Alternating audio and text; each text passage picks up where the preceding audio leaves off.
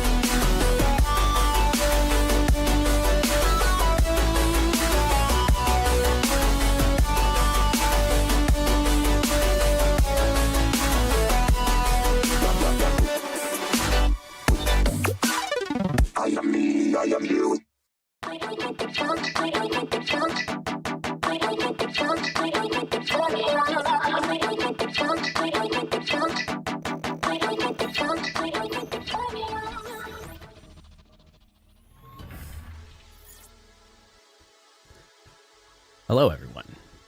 How's everybody doing? Oh, I've just realized that I need to make another small change for sound alerts to work properly. How's everybody doing this weekend?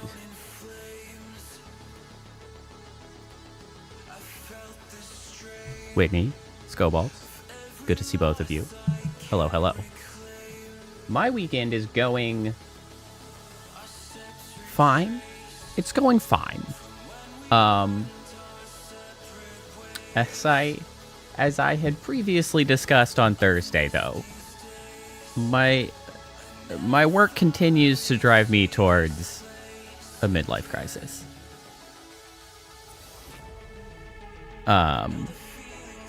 Which was not helped by I was hanging out with one of my friends today, playing a game, which was kind of annoying. So we were trying to play Sins of a Solar Empire 2.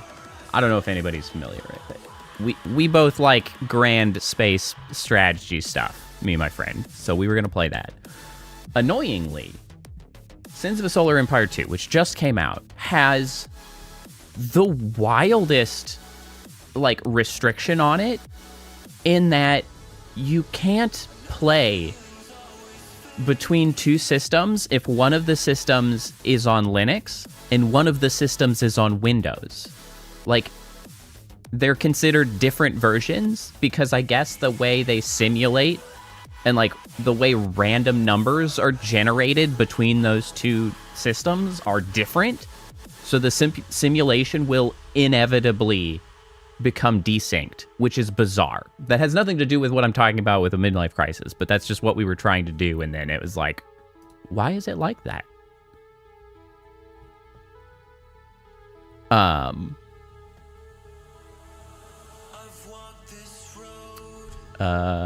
Hold on one second. Let me respond to this message on my side here.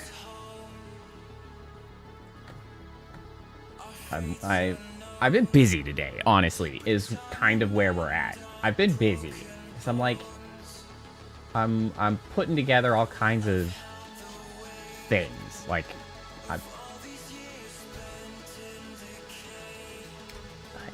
yeah. I'm planning things. I'm putting things together. It's all a huge mess. I'll get back to my story. I'm sorry. I'm very sorry, everybody. Yes. Okay. Okay. Okay.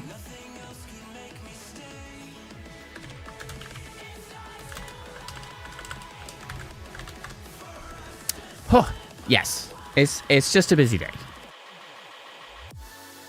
Which I'm double checking with something, and I'm glad I am. So, what I'm double checking with right now is I'm still trying to set up the EDF6 collab with Viri and Alpha, and I'm trying to solidify what time that is, because it's looking like there's going to be an extra stream on Monday that we can finally get around to that, which is very exciting.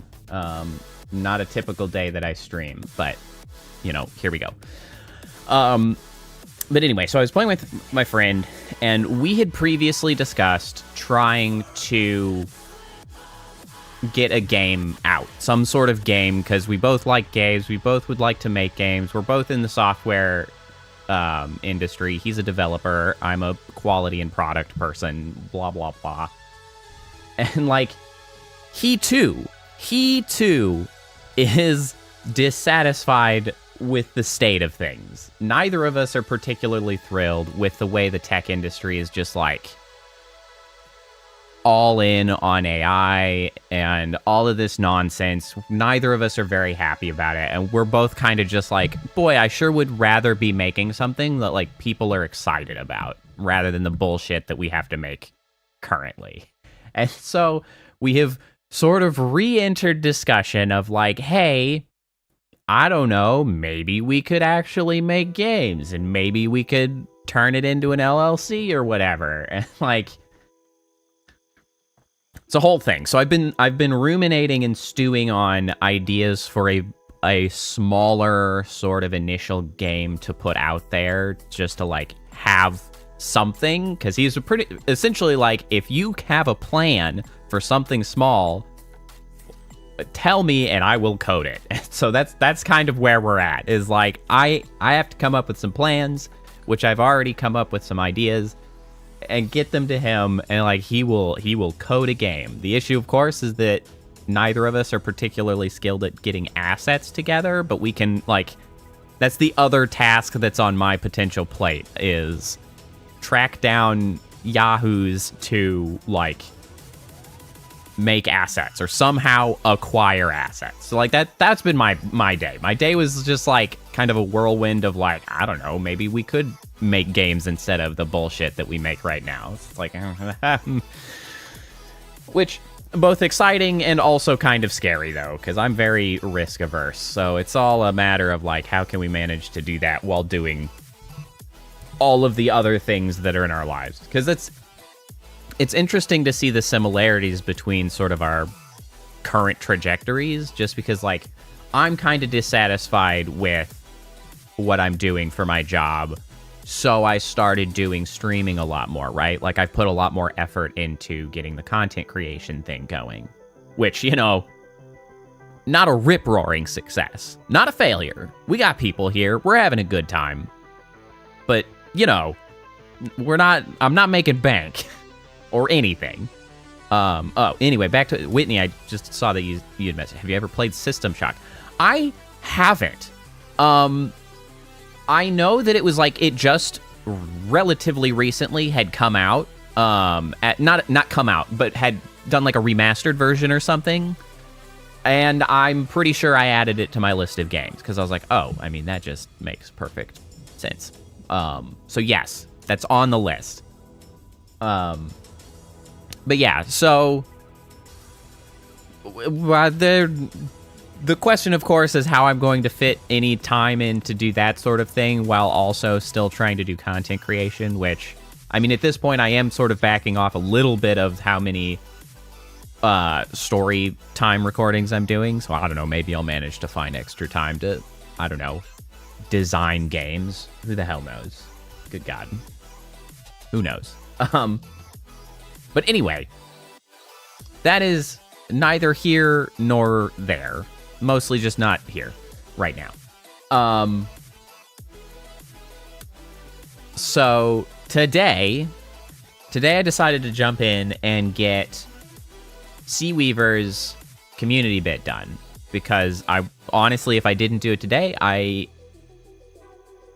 am not entirely foreseeing when the next opportunity might be, because, you know, I'm doing a lot of other stuff.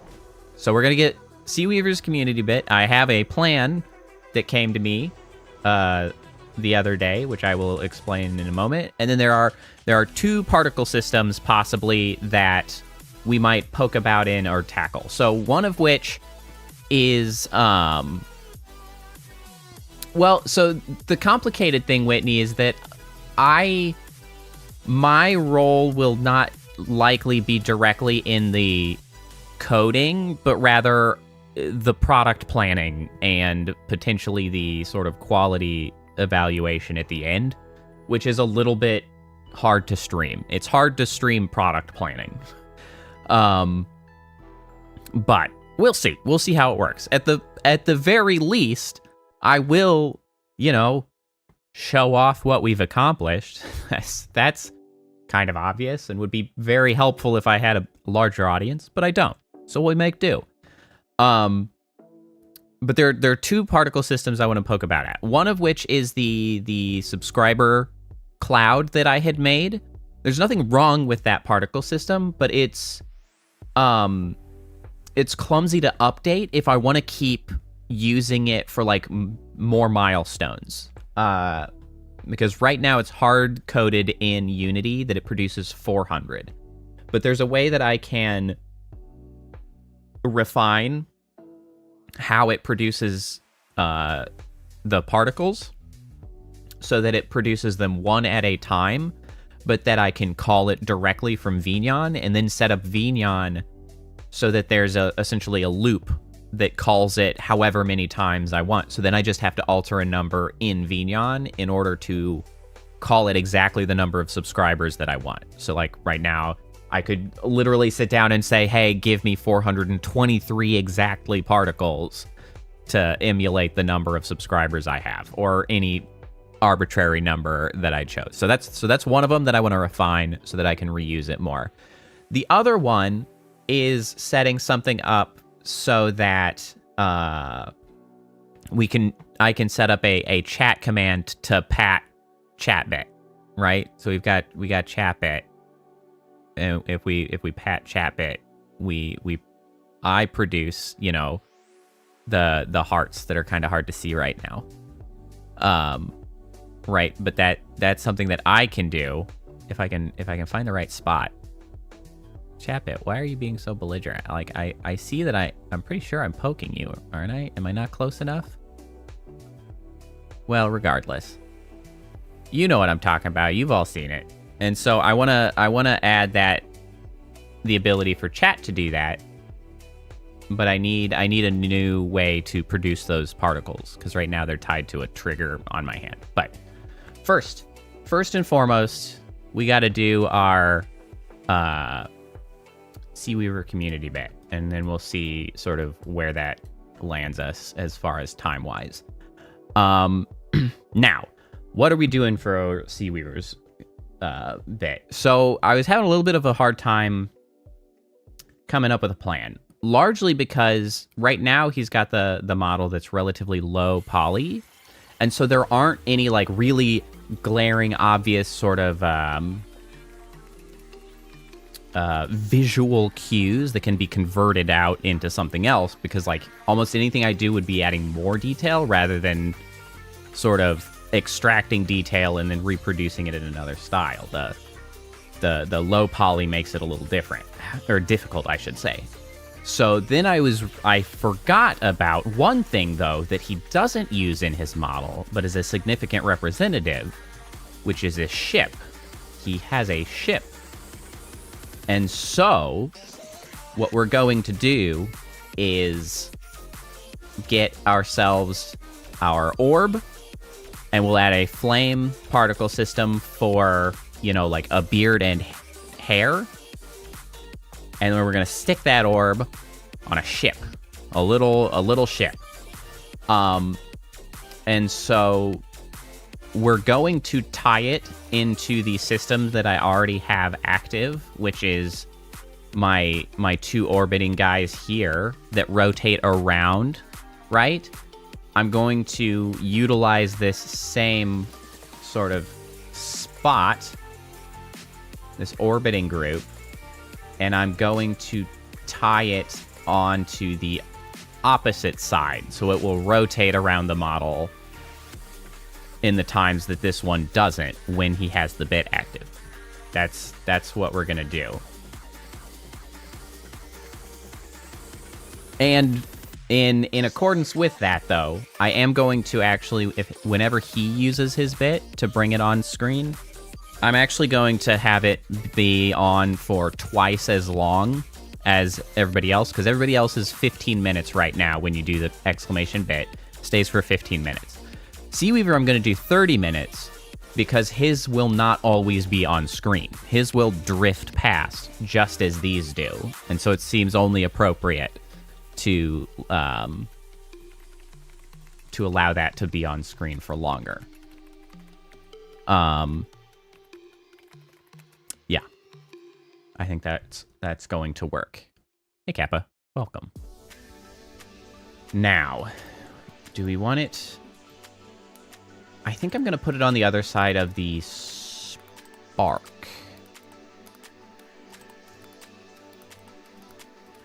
Okay, so as part of the orbiter group is what rotates, is how I have that set up. So I'm going to need a new child. Create empty, and I'm going to put it exactly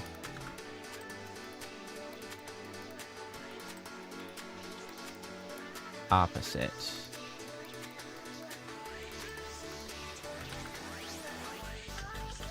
of that.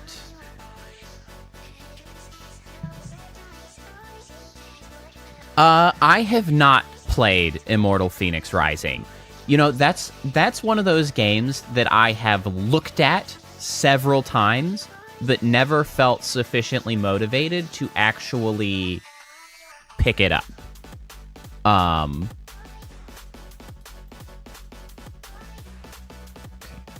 So I have not played it. I have looked at it several times because I'm like, maybe I might like that. Maybe I'll play it, and then never pulled the trigger on it.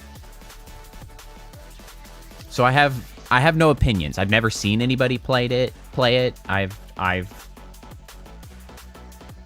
never watched it. Never looked that much into it.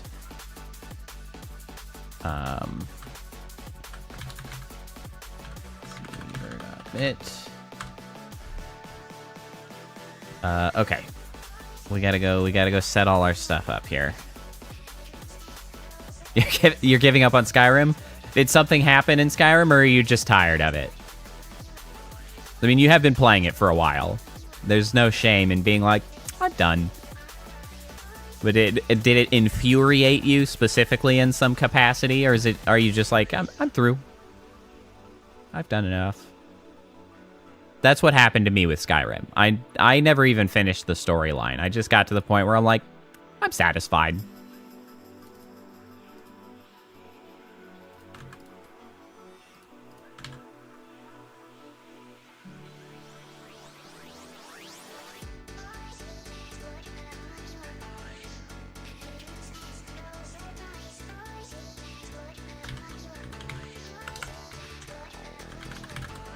Bit.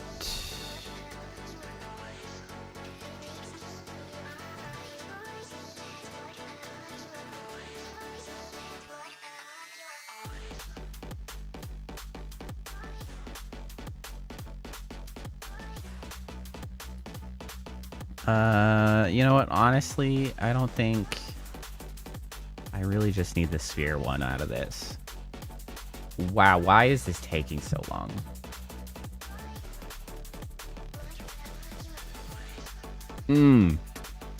Yeah, you know, it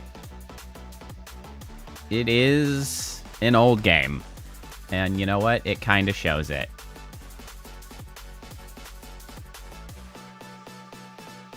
So, you know, I can't say I'm too surprised.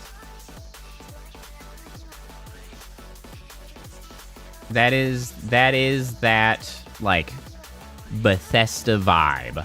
It's clunky. It's got a bit of a mess. Its story is fairly flat. I do not disagree in any way with what you are putting forward. Okay. I had asked Seaweaver to send me a reference so I could pull colors. He did not. So we're gonna go see what I can accomplish from... Have any references here on Twitter? Not really. No, he pretty much just posts up his going lives, which... not surprising. That seems reasonable. Let's see, can I pull anything from YouTube?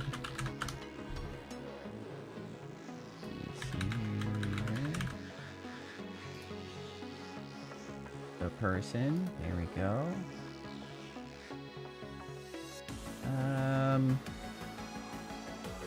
I have an image.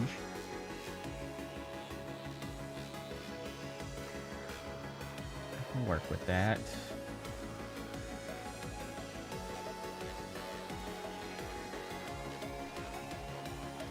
Just quickly pull this down. Downloads. You open that up.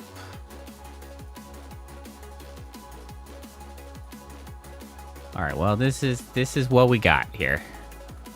We're gonna have to go by vibes, I think. He doesn't have a firm sort of reference sheet, I don't think.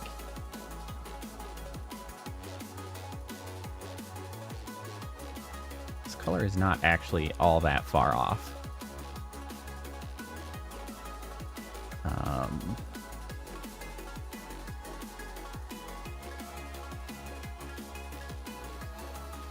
The object, sphere.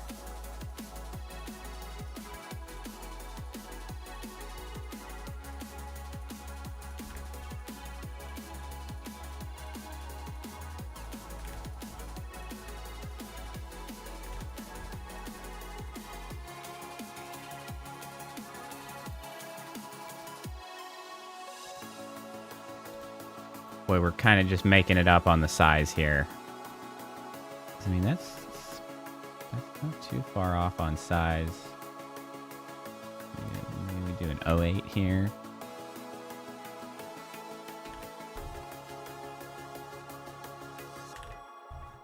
Okay, now let's see here.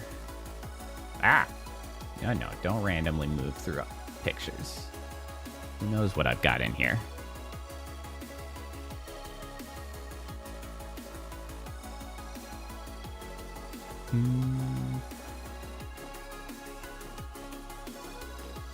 Just yank this over here for myself. Okay, so we definitely have a brighter color in here. Let me pull like the brighter blue.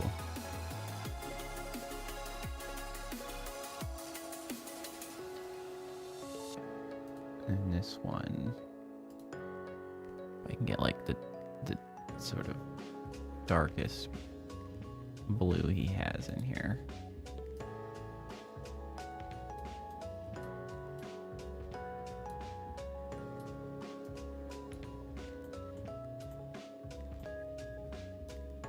I mean, honestly, it looks a lot like water. Interesting.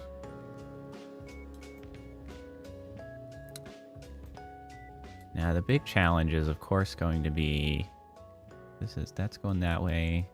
Okay, so this would be going this way right now. The big challenge is going to get the particle system in a way that I'm happy with. That's going to be the big challenge, because we got to make fire.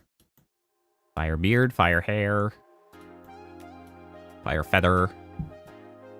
Asts and buns. No asts and buns. I'm more concerned about any kind of identifying information.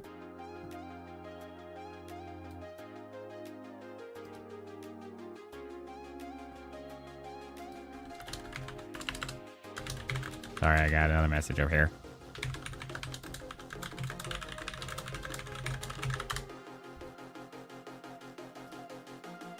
Okay, doke.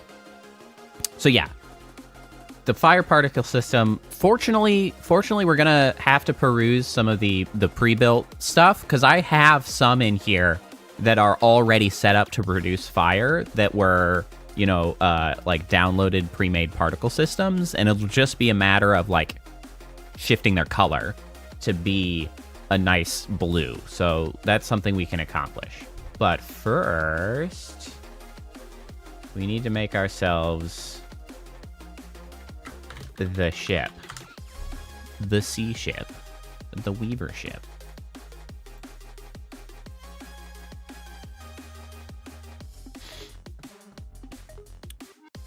I'm sort of trying to envision what that looks like. Because there's sort of like the most basic way to accomplish it, and then possibly a slightly more complicated way to accomplish it.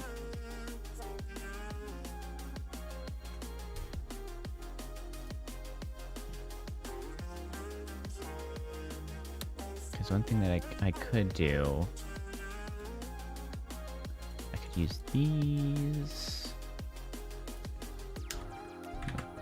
I need to rotate this the other way. I need to organize some of my keys here. Okay. Nope. Oh, nope. There we go. We need this to be much, much tinier. Okay, maybe not that tiny.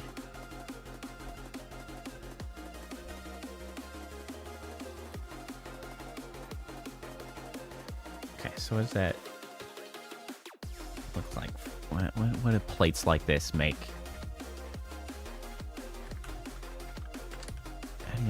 How do you make a ship out of this shit?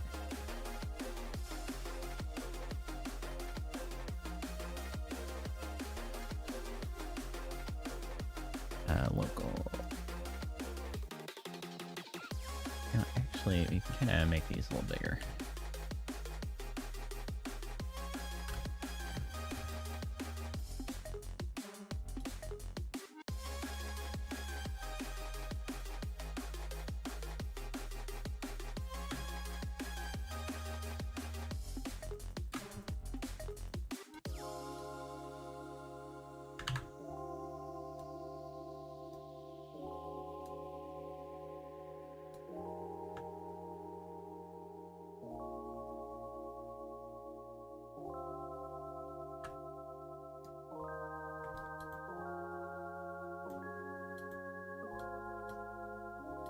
Working with these types of rotations on these guys is always such a pain in the goddamn ass.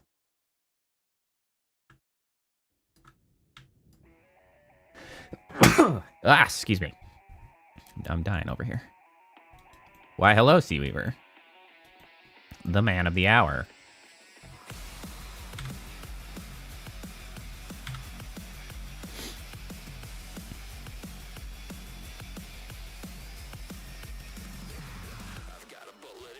What am I actually trying to do? There's probably an easier way to do this.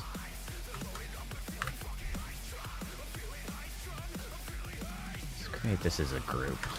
Bow.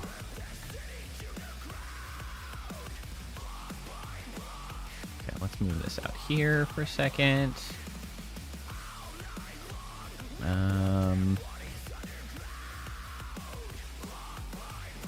Oh, that's not where I meant to put that.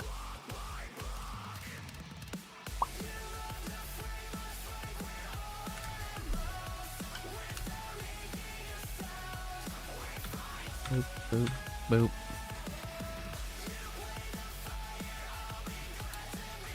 Okay, so what we want to do is actually pull this down.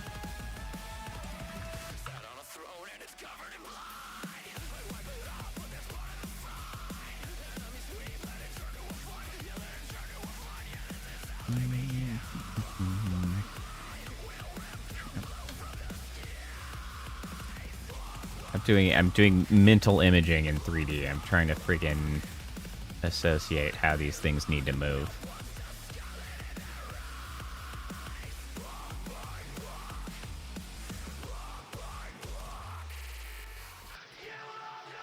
Okay, so something we do want. We want this to be more angled like this.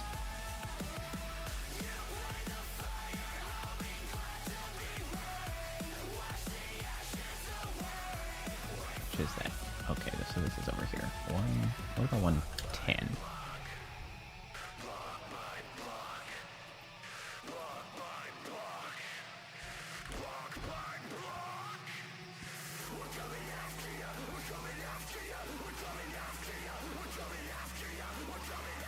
So we duplicate this, we pull this out, we rotate this.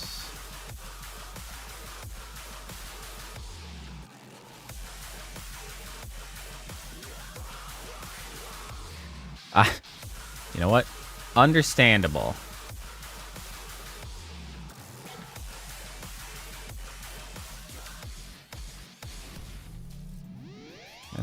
Let me see here. Okay, what is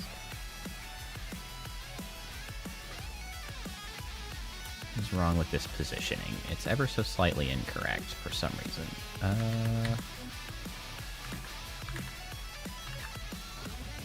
I think this needs to go further this way.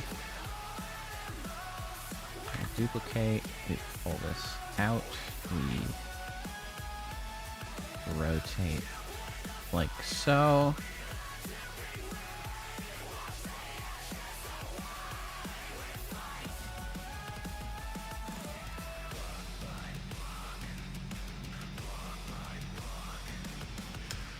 Actually, I do think we want this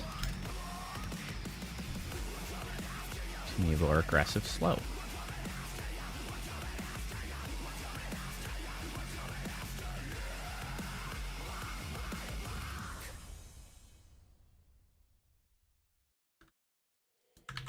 Listen to me speak, but just say what you want. What words will you keep? The ones that cause us harm. You assume the worst, but that is yet to come. Toss. Because you caused it first, and now we've come undone. Caught up in trying to find a problem. Why do we lose our minds, sending us before we try? Okay. Now that's looking pretty fine.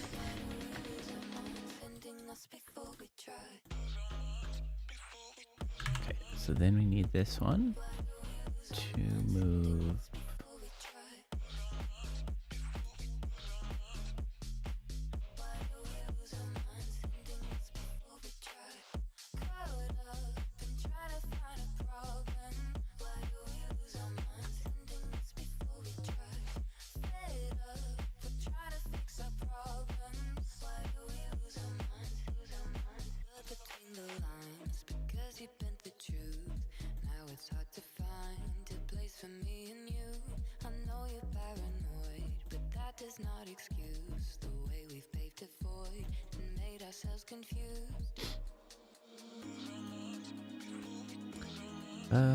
Do I want?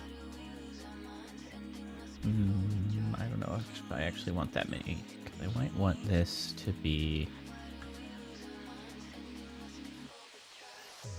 like that, actually.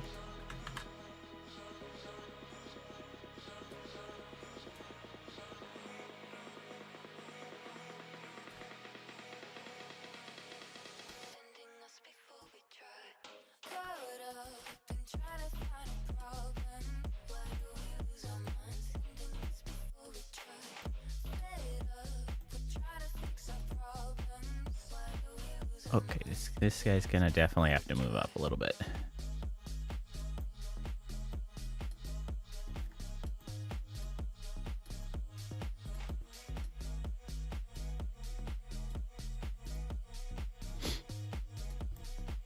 I played Dredge, and Dredge was fun.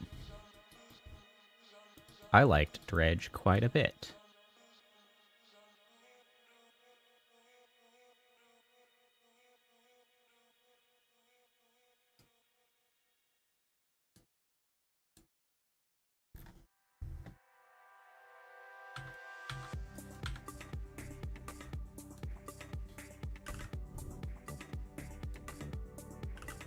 What did I like about it? I mean, its aesthetic is really good. I liked Dredge in that it was sort of an interesting, like, I like its sort of creepy, comfy vibe that it's got going, because it's got that it's Lovecraftian spookiness, but like mechanically, most of the things you're doing are just like kind of vibey, relaxing stuff. And I liked that was in the framework of like an upgrade path, right? So like it gave me something sort of strategic level to think about and to like progress through, while doing relatively like relaxed activities, because there aren't a lot of relaxed style games that like really catch my interest, but this had kind of the nice combination of aesthetics, a little bit of an upgrade path, and then what was especially important, I think, is that it knows when to like step away. Like there was plenty more to do in that game than I did. There's like a lot of completionist stuff that I didn't do. But, like, it's well-paced in that it's got, you know, stuff to do, stuff to progress through, a bit of a storyline, things to collect, things to do, but, like, it's never so bogged down in busy work or having to do the same thing for, like, too long. You're not stuck grinding for extended periods of time. Just, like, playing it enough to have fun was enough to grind out what you needed to finish the game. Maybe not to complete 100% of the game, but to like finish the game, wrap it up, and be satisfied. Like it was the right length of a game, and that's great. Like it was just an enjoyable time. Honestly, it was an enjoyable time in an interesting world with a pretty like laid back play style. It was fun. It was a good game.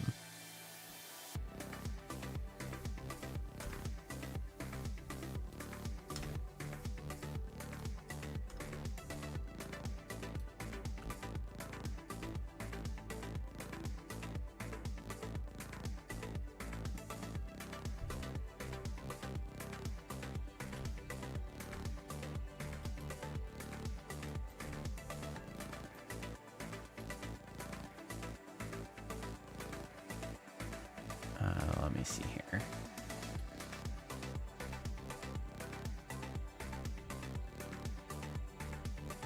Read empty.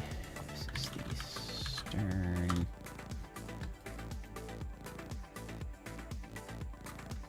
Oh, got you in the stern.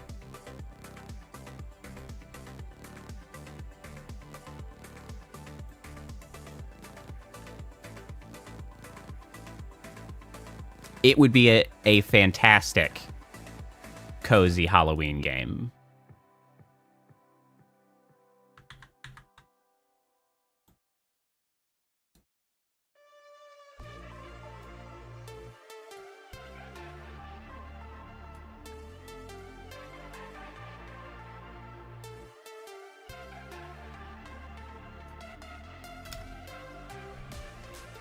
Yeah, it would be perfect for that in particular.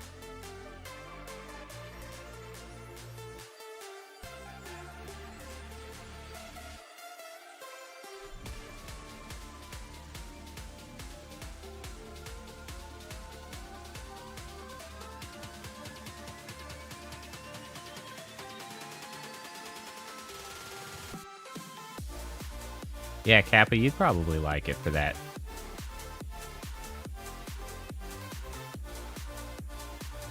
You'd probably enjoy Dredge. Something you can actually play.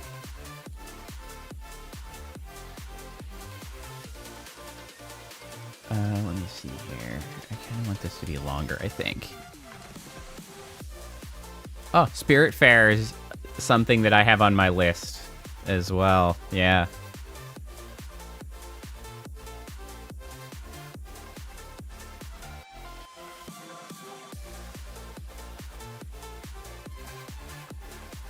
That's fair. You probably have seen me play quite a bit of it. You will probably have forgotten, and also you'd probably have a much more amusing, scary time of it.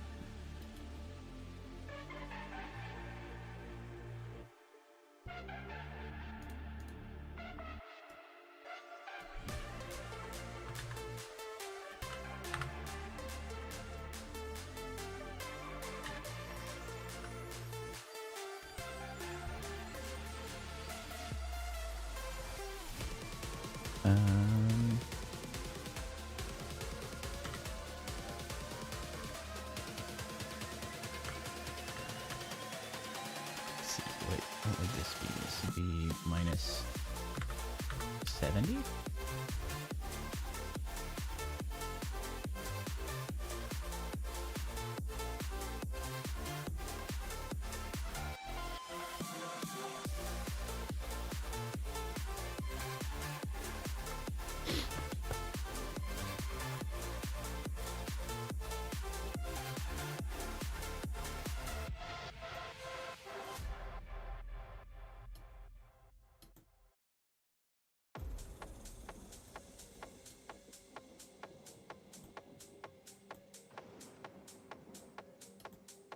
Okay, interesting.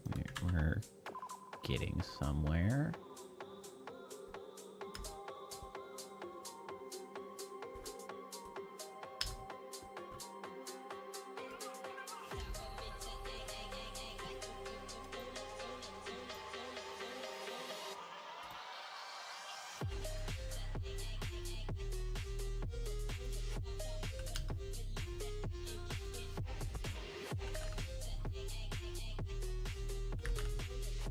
No, that's not what I meant.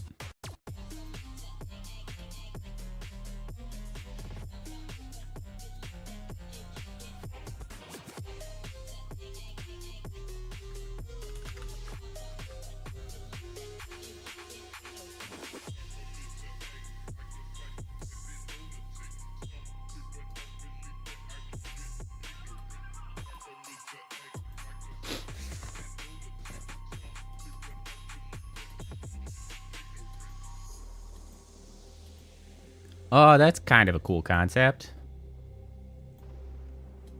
I've seen Gris around. I've never seen it played, and quite frankly, I might own Gris. That might be one that I just own, but that's kind of cool. Let me see here.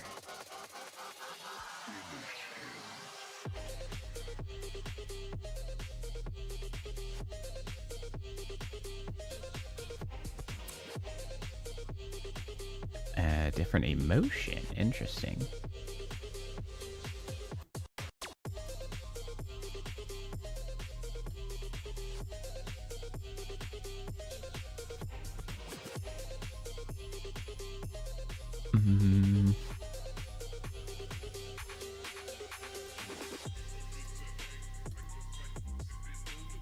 Let me try one of these tetrahedrons for the back. It's huge. Is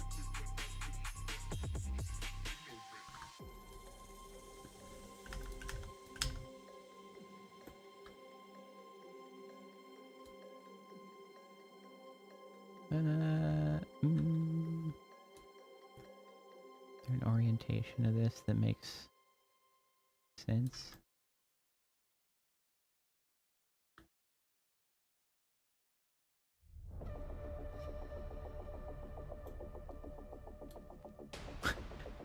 Well, semi-welcome to be here. Sea Weaver.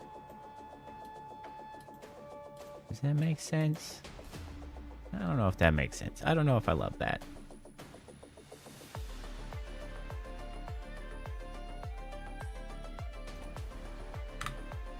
I mean, I could just use an octahedron.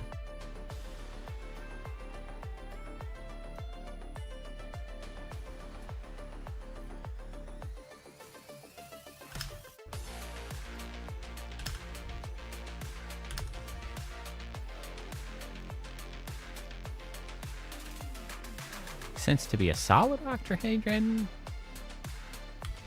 or a hollow octahedron. I'm just making shit up right now. I'm just throwing stuff at the wall to see what sticks at the moment.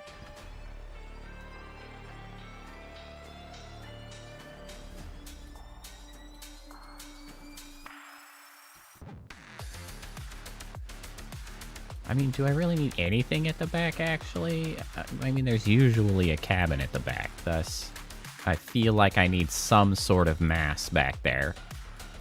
Proverbial mass, so to speak.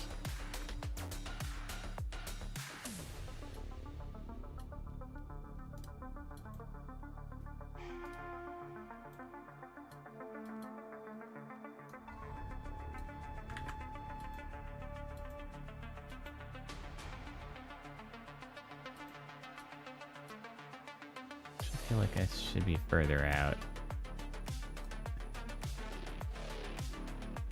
Back to fiddling with the front.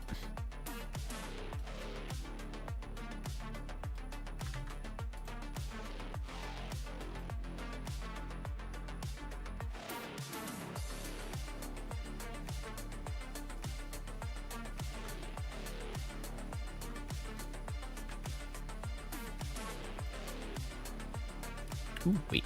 I like that better. That's better. Noise. Okay, Chapit. Okay. I see you.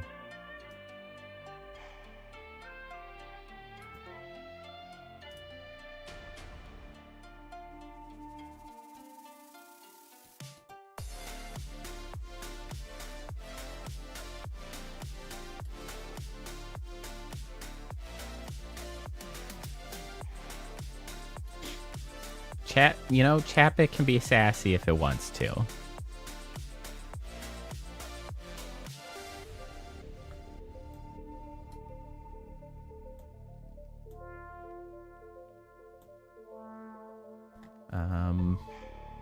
Also of note, we're gonna need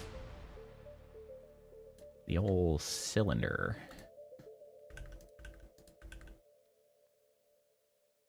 But like a small cylinder.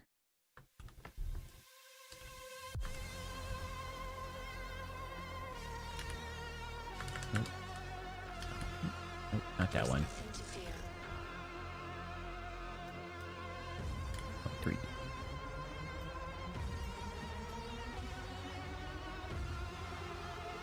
Ha!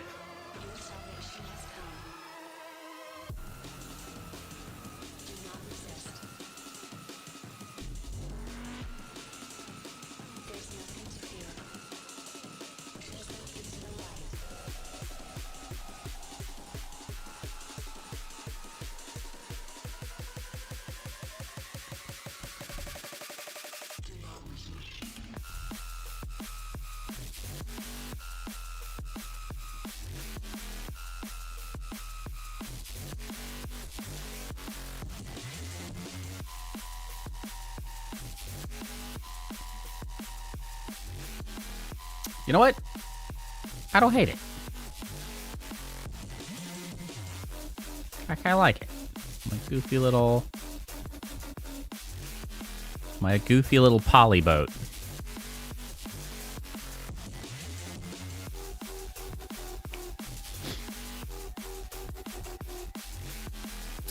All right. We're actually making pretty good progress here.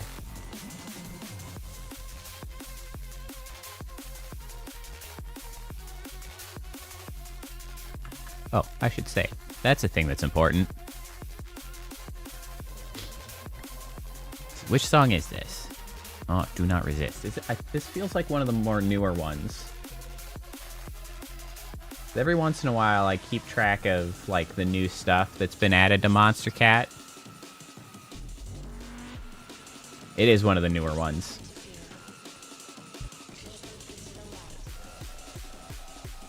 And I think...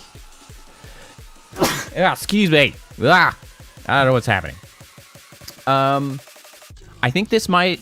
Either this was a new one, or this was one that I had tracked down to be more sort of spooky Halloween-y themed. Because I think it's got a little bit of that vibe. Because it's that... I can kind of tell where it goes. It's when it's, like, depending on where it is in my list. It's, like, on the top of the spooky one, so I don't know if it just came out just before I was searching for the spooky ones, or if it was part of the spooky ones. It's hanging out with a song literally called Spooky, The Pink Killing Floor, Tombstone, Ghost Town. But it's, like, right on top of that. So I don't know if it was one of those, or if it just happened to coincide timeline-wise.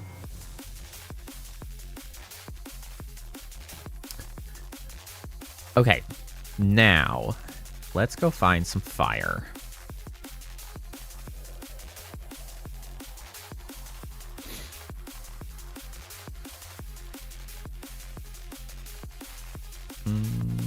Where are they? Not new particle textures. In the SDKs? No, it's not part of the SDKs. Oh, particle packs. There it is. Particle packs.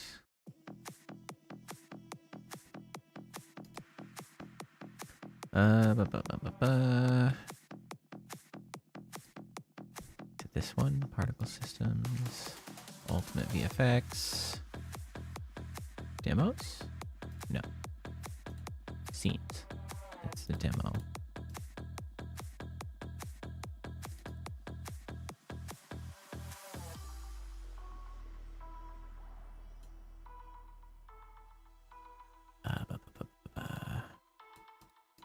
Oh, here we go. Here we go. I was not. Yeah, I snuck the... Whoa, it's thinking hard. It's thinking real damn hard. Hey, Glow. How's it going?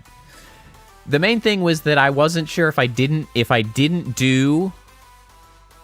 you know, the Unity work that I was responsible for today, I wasn't entirely sure when, like, my next good opportunity would come about. So I was like, I better go get my ass on it today. Okay.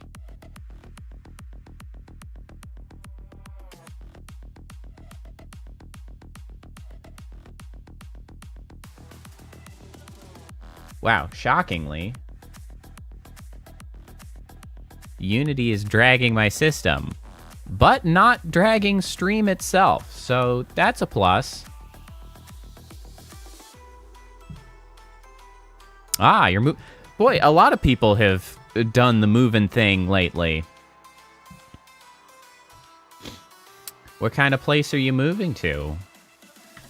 Is it a big step up?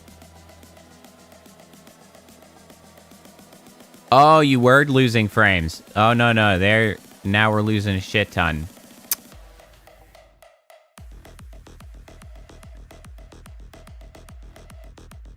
Hold on.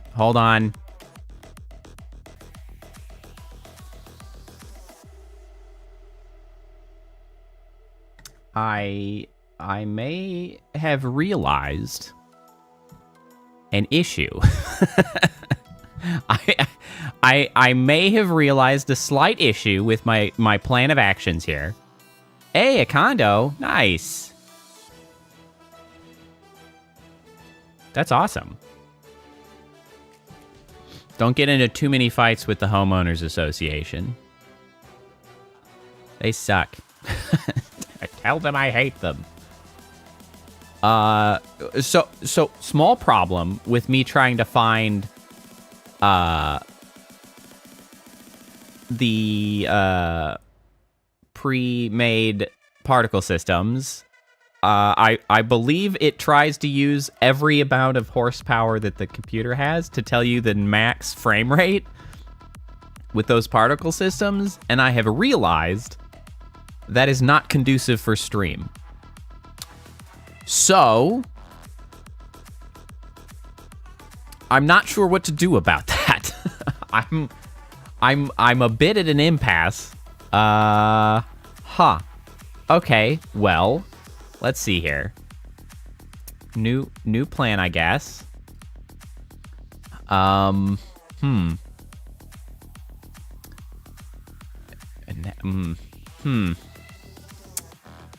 what am I gonna do?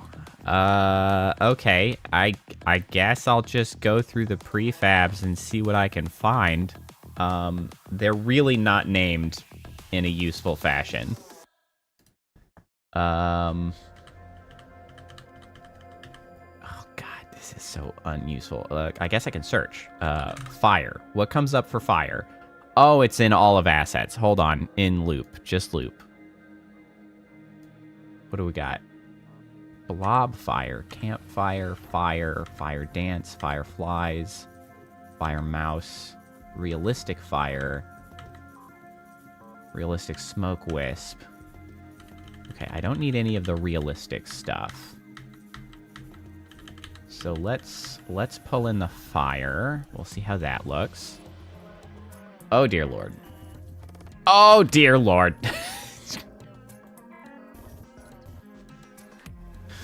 Oh boy. No, Sea Weaver did not send any references. I'm making do. Remember, I got this guy. I found something. I make do. Okay. So that's some kind of fire. What about the fire dance? How is this different? Oh, I see. I see how that's different.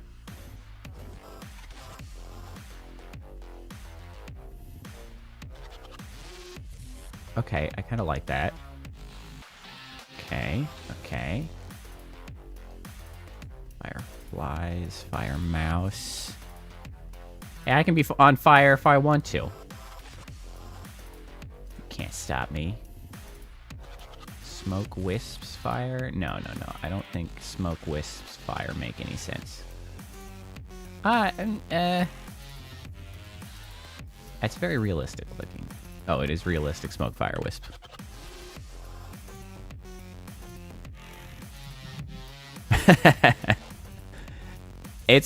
Hey, I'm not hassling you that much. I'm making do.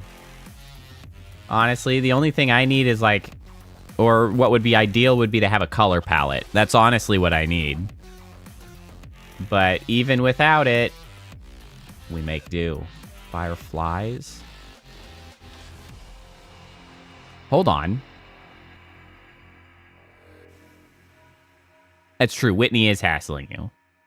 But that's not my problem. You take that up with Whitney.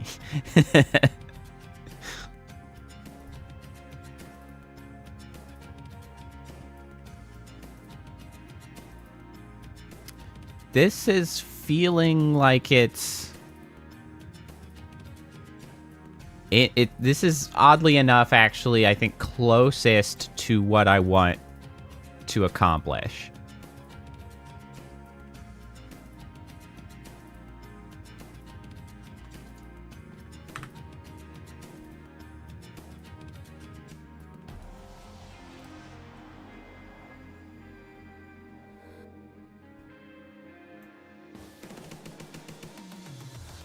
Okay.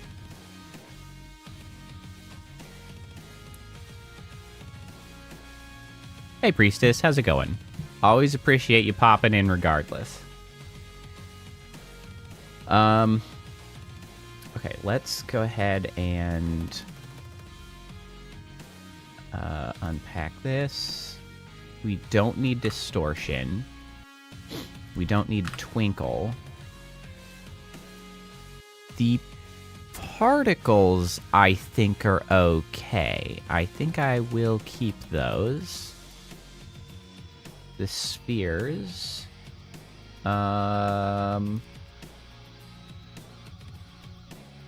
spheres I don't think we need.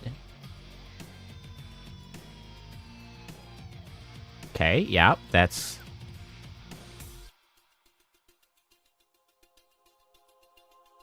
That's closer.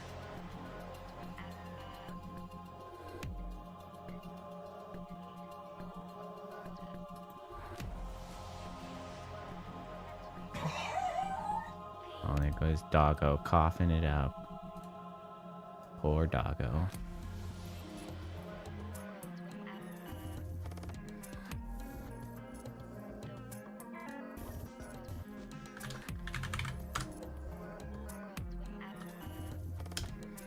Poor Doggo. I had to run his freaking heart monitor back yesterday to the pet hospital. We'll find out more if we can learn anything about his cough and or his heart condition. He's got meds for it now though, so, you know, with any luck, maybe he'll be okay for a while.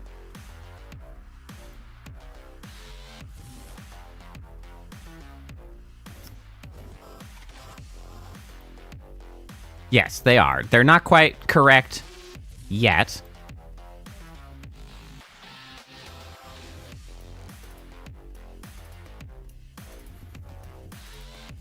Not quite correct yet, but we're getting there.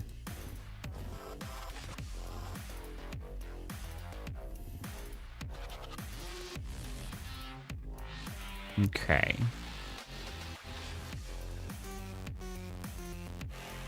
Yep, I have the reference.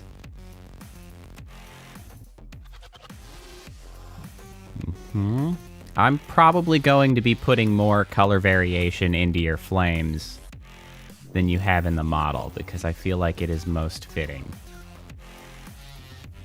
with the way my particle systems are.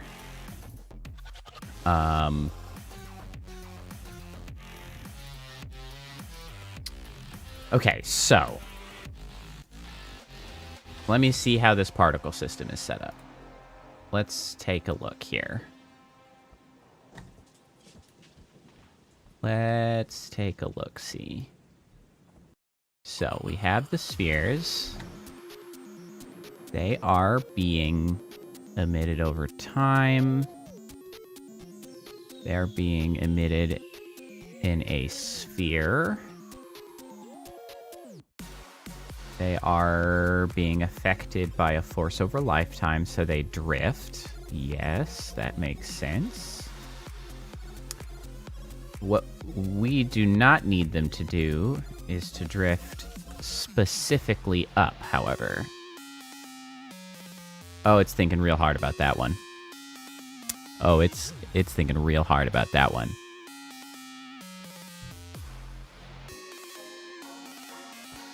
I'm just now noticing, as I was sitting here with my finger up, that I might need to adjust the height at which my arms are, because I think my hands are appearing higher than they necessarily should be. Regardless, because this is me with my finger resting on my chin, and that is not where that appears to be. I appear to be trying to poke myself in the eye.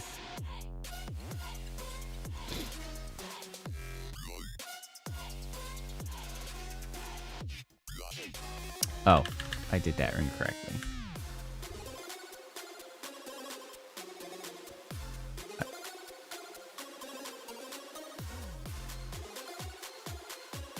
Yeah, it's gonna look real weird if I start eating anything on stream. I'll just be cramming things into my eyeball.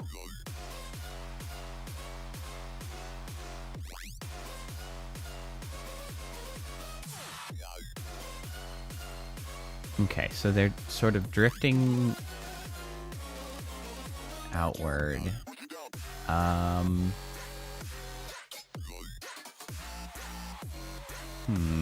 Do we actually need a start speed? We might not need a start speed. If we have a force over lifetime, or, yeah. What about if we randomize this? I don't actually have no food on my desk at the moment, or else I would eat something, but like, there's literally nothing here right now.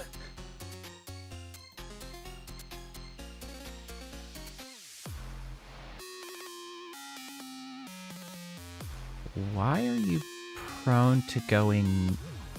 Oh, you have noise on. Noise doesn't work. Oh boy, that changes things dramatically without noise. Holy shit. Why is noise so required? Hello? Okay, what are my sub-emitters doing here? Okay, all of these are produced at birth. They are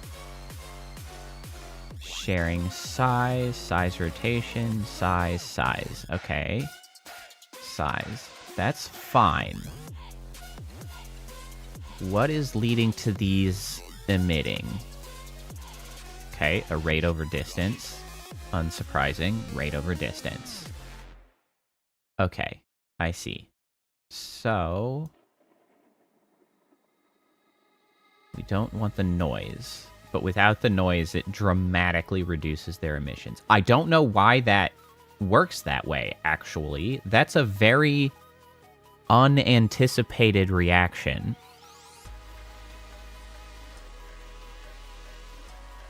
I actually find it really disappointing that I can't use noise very well. Because there's something strange about the fact of the sizing that my model is in. Because, like, you might notice whenever I'm adjusting things, I have to adjust them into be, like, very small numbers of size. And so it's, like, in, like, very, very small forces, right? Very small size, start size 0.5, you know, like, sub 1. Some of them are very, very small. But the noise kind of breaks down at small sizes, I noticed, and so I would like to be able to use noise, but you'll notice that with the noise active, you don't get like an interesting large pattern. You get everything in this small space moving together because it's all getting caught like in this very small band of the noise. And so, like, you can see it just moves together. And so I can't use noise. I experimented with noise a while ago in hopes of using it. And I really don't understand why now it's like it doesn't move very much at all. But we can always try to increase these.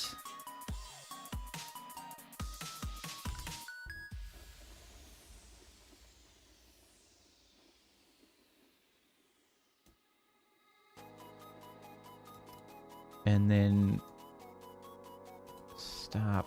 I bet these particles have noise on them too. Yeah. So what I usually do is I emulate noise by using force over lifetime and randomizing.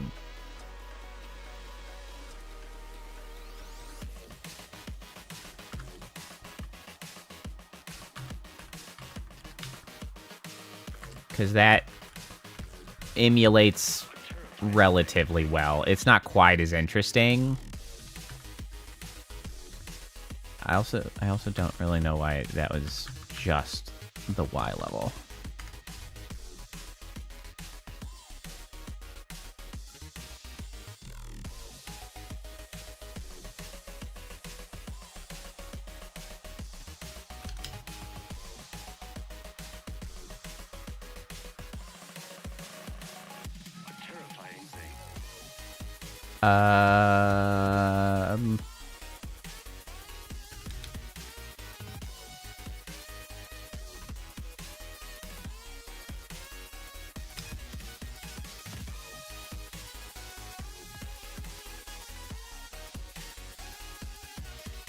Why, hello, Elf Rider.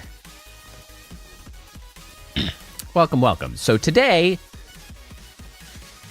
I am working on the community bit for Seaweaver, meaning that Seaweaver has been here and gotten his daily void orbs for the requisite 64 days.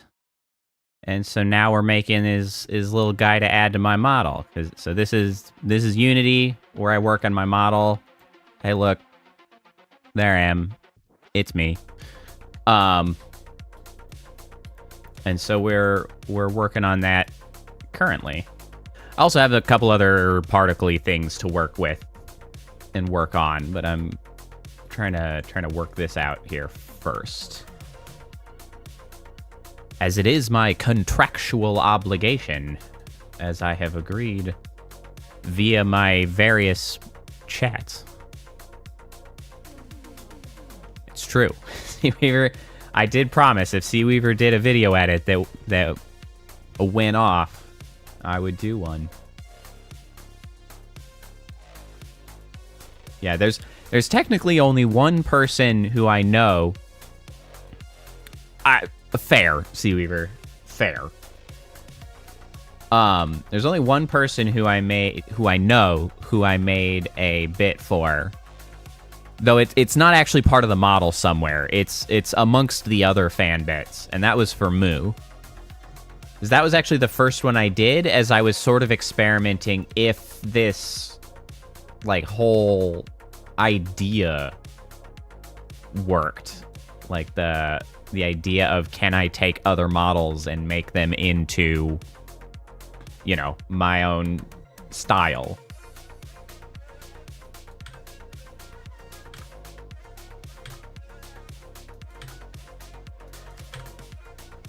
Okay, so I'm sort of realizing I'm gonna need to start doing a little bit more appropriate sizing as I'm poking about at this. For one, this needs to simulate in the world. I'm gonna need this to be a lot smaller, actually.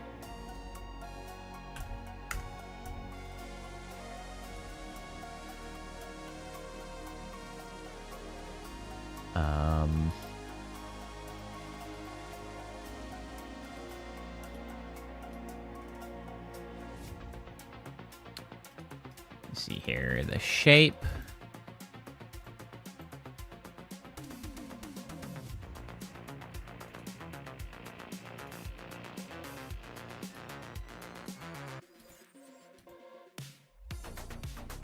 We're gonna need this to be much smaller.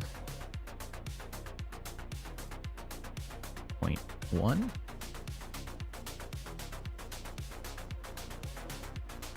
You know, 5.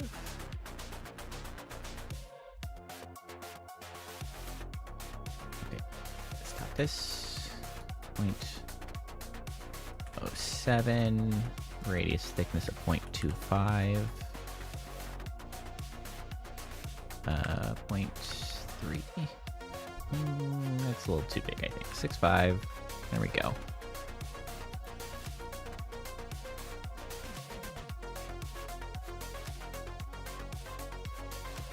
Okay.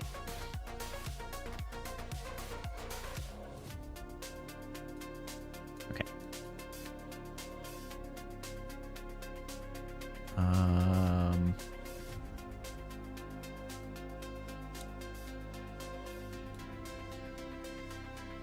Stop. You definitely need this to move a little bit less. 0.5. 5. 5. Negative 0.5. 0.5. Negative 0.5. And then this is going to be 0.1. Negative 0.1. 0.1. Negative 0.1. 0.1. Negative 0.1.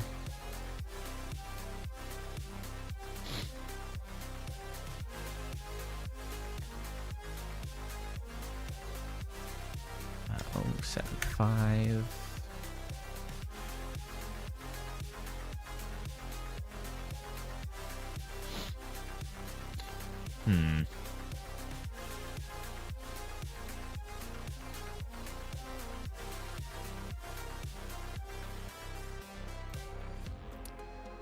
too drifty. I might need to just not have force over lifetime.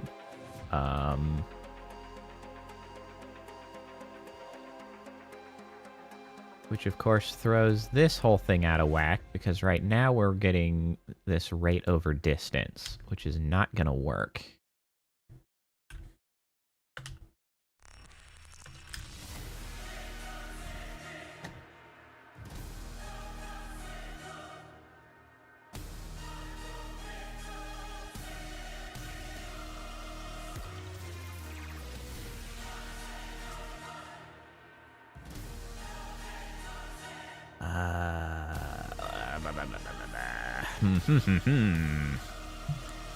Ham.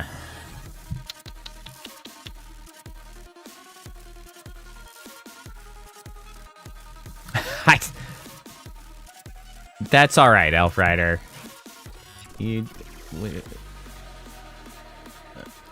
Not everybody's gonna understand me poking about in Unity. Like this is an example broadly, though.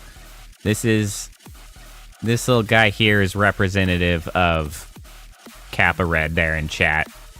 Kappa has also been here for 64 times, and I made it based on her model, and here it is. So, like, this is Seaweaver's little representative model guy. It's all, I mean, it's a little outdated. There's a new one. This is the YouTube profile picture. And so we're making a little representative guy of that for Seaweaver. And I'm trying to make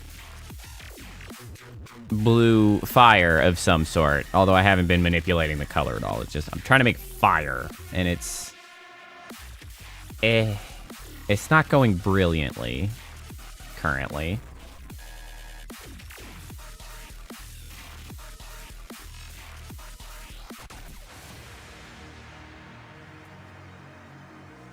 Oh.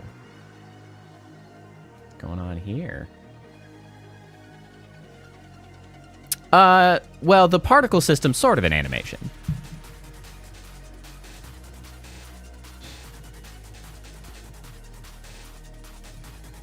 Particle system is kind of an automatic animation sort of thing, if you will, I guess. These are sort of strange. Are you obeying gravity? Somebody obey? Oh, you are obeying gravity. This is Unity. So Unity is a game engine or game creation software.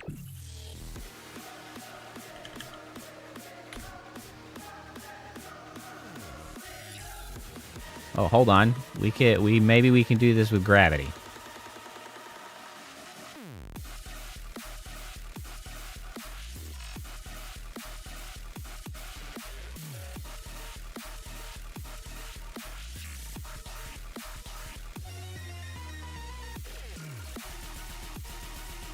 Oh, I just noticed something that it's gotta go. You gotta go. I just realized that it's producing light. We can't have that. We don't need to be producing light.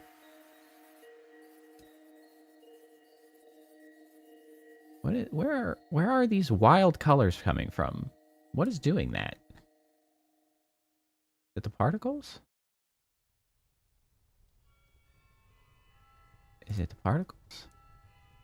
It's not the particles.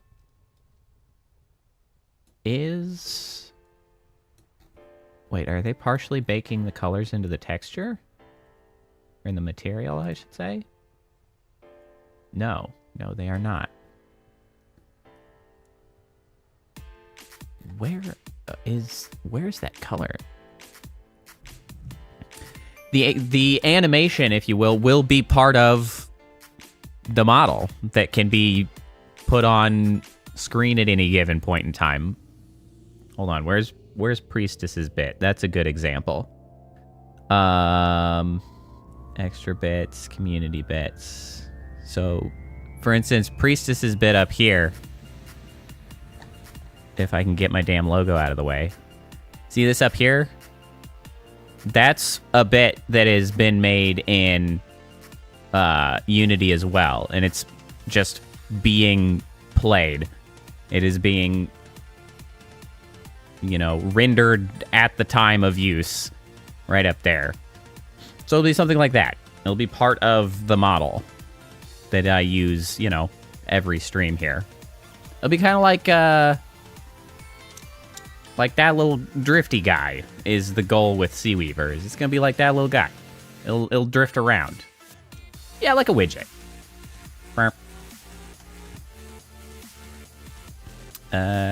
Logo, come back.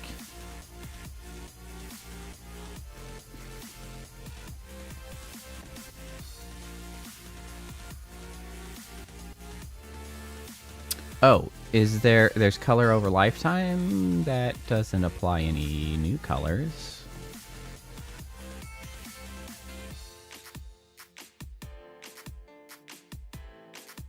What about you? Color over... Ah! I found it. I found it. There it is. There you are.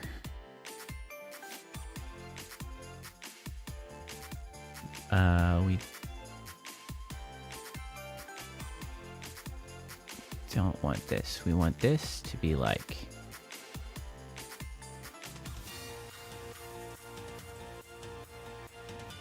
Oh! Whoa! Whoa, it's blinding! Holy smokes.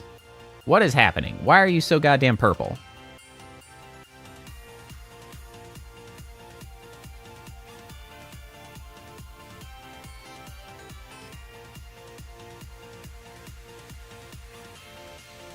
Oh, it's thinking so hard. Can you stop the animation for a moment? Stop. I'm messing about with colors, and it's giving me a hard time here. Give me a second. Okay, that's too far into purple territory. Blue. Blue.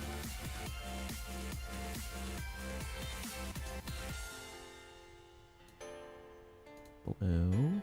Blue, yep, okay, there we go. That's kind of what we're looking for.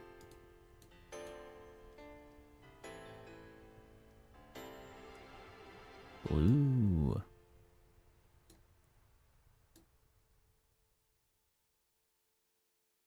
Okay. That's better. Although it's actually kind of in reverse. Because it's more blue on the inside. Okay, pause. Stop. Stop. Reverse.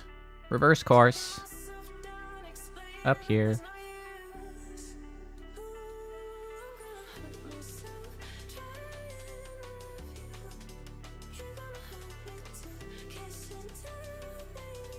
Well, that is true for the low poly. I was actually mentioning this earlier, Seaweaver, that it's actually kind of challenging to, like, pull the low poly into my style, just because most of the things are trying to then add more detail, which I don't want to just, like, produce detail. That's, you know, not really the goal.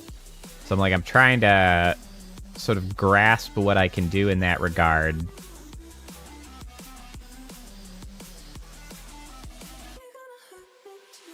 Okay, so we actually want to reverse this.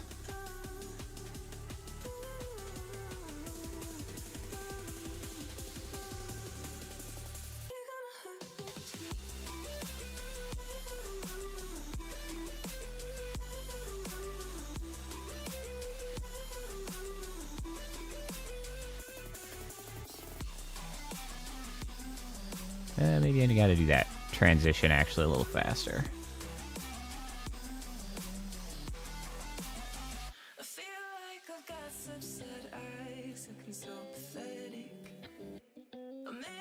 Aha! Aha!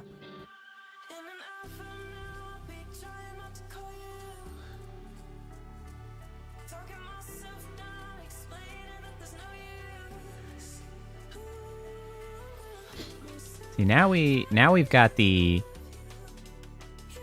The tail ends as the darker blue, and that's what we're looking for.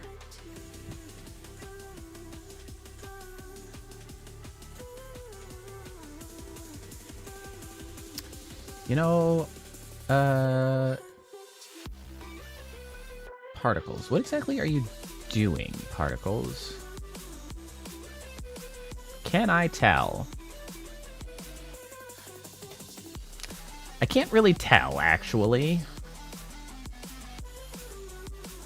We might not need them, because they are sort of indecipherable in what they are accomplishing.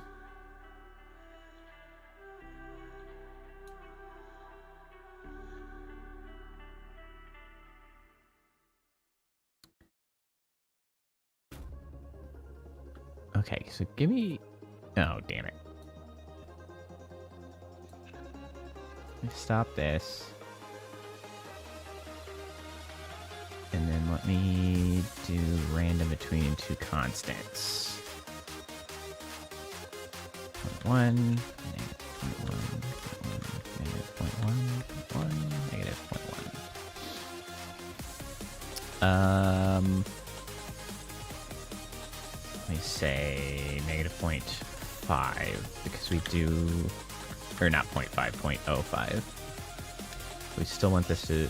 Well, it should be fine. We're using some gravity here.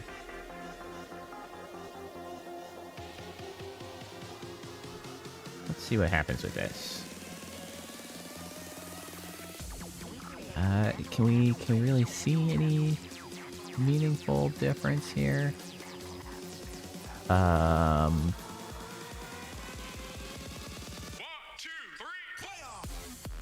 Okay, size over lifetime is correct. Rotation, we are doing the rotation over lifetime.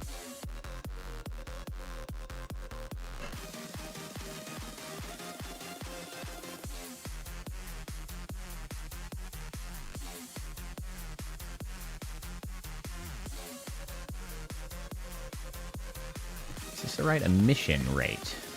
Okay, let's...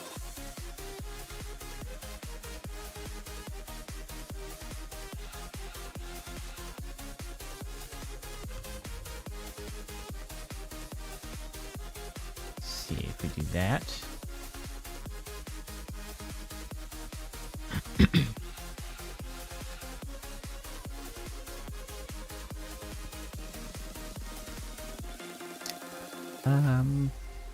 Let me see. Are you also obeying gravity? You're not. Let me see here.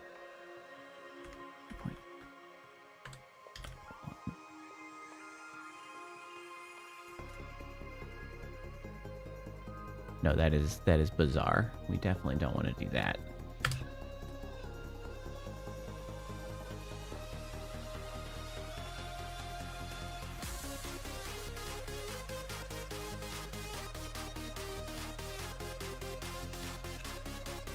Let me see here. If I make this a little smaller...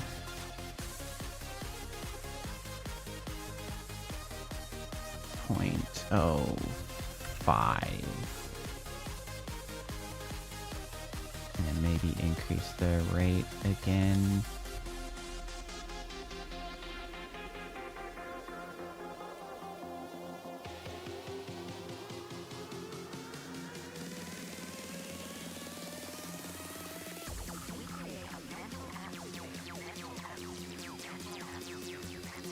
What's the lifetime? 1.2 seconds. 1, 2, 3, playoff!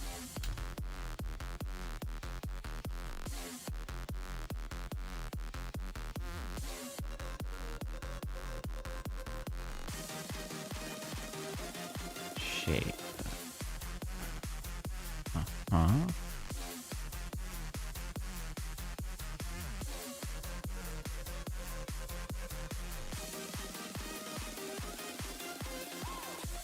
Okay, so let's see.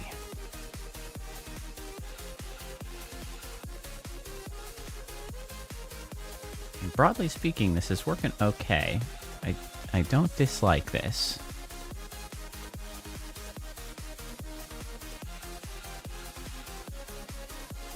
question, of course. So, oh, I'm gonna have to run the simulation. Hopefully that's not going to tank my performance again. We're gonna find out. Because the goal with this is that the fire needs to sort of look... We doing all right? We're doing all right. Okay, yeah, that's working. Because yes. Should leave the fire behind. Okay. I see what needs to happen.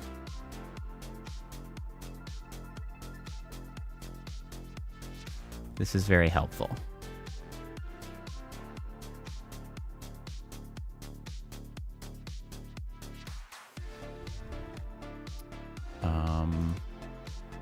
So some things that I hadn't considered. I need this to inherit velocity. Initial should be fine. I need this to, yep, that also to do that.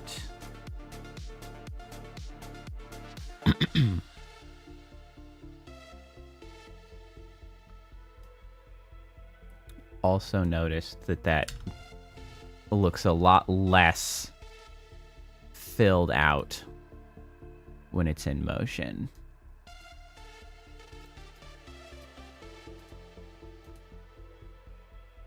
Okay, so let's take another look.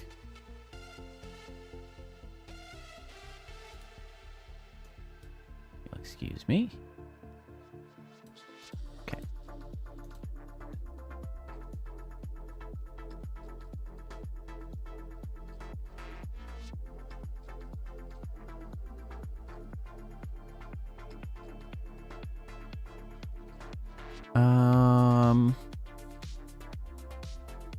Okay, so it's, I notice it is not inheriting the velocity.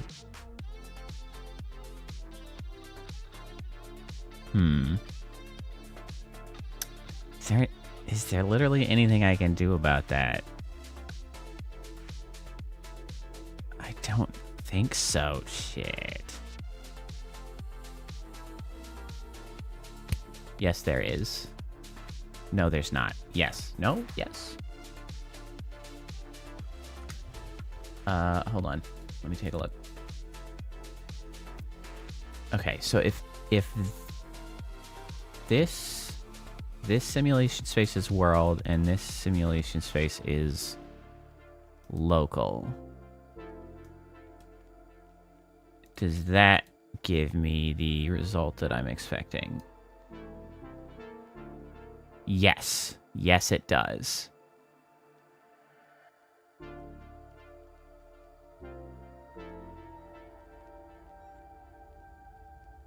That's closer to what I am anticipating.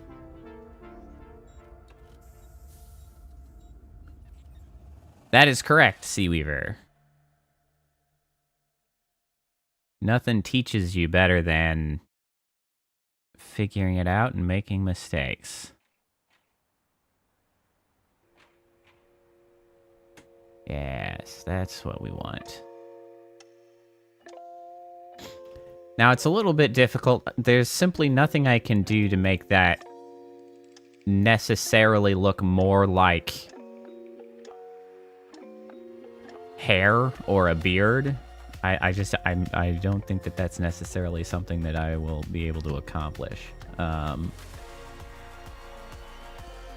Regardless, that's working out nicely. I'm quite pleased with that in the overall effect. However, I do want, I think, a bit more drift to the flames, which is going to come down to the timing. Okay, so this needs to be local. And I want this to last longer. 1.6.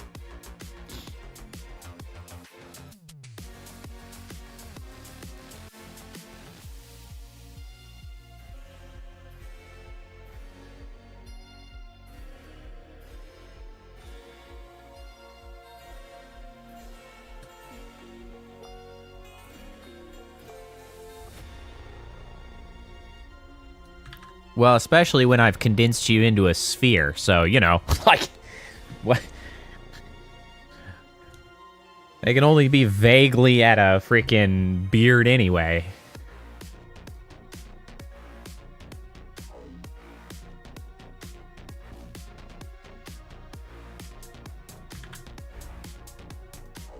Honestly, I still kind of want that to be longer.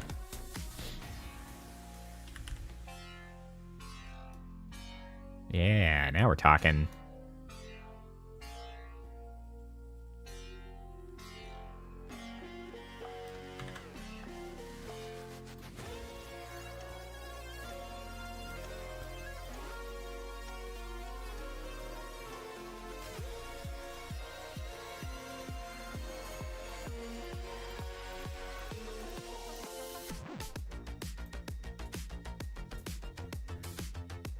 Excellent.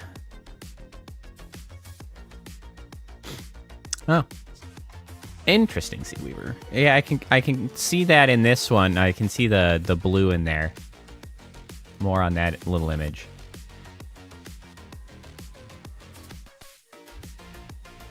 Yeah, this is very Spirit Flame, actually. That's really panning out on that front.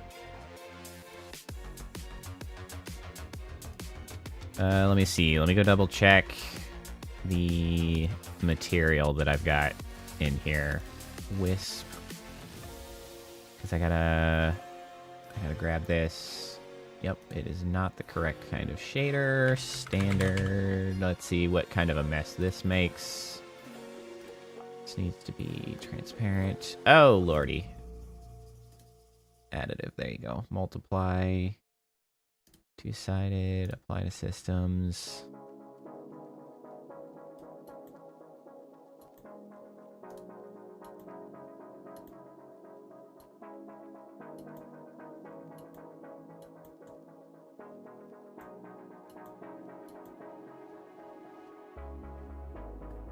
Let me see here.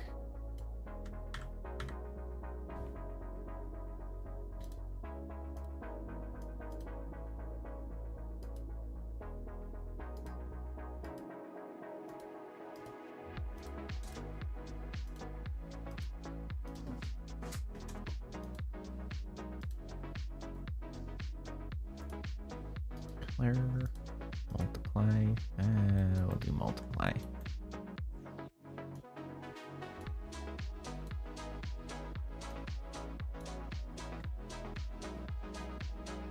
Let me see here. Let me.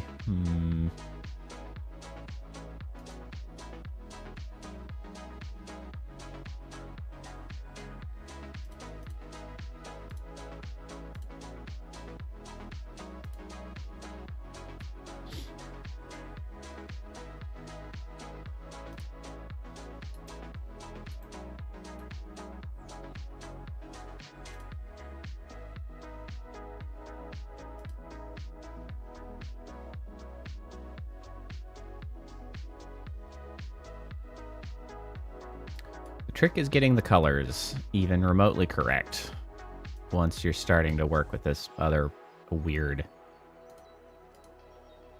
Let me see here. Let me pause that. Wow, pause. You've really not done the right thing for me, have you? It's less paused than ever. Thank you.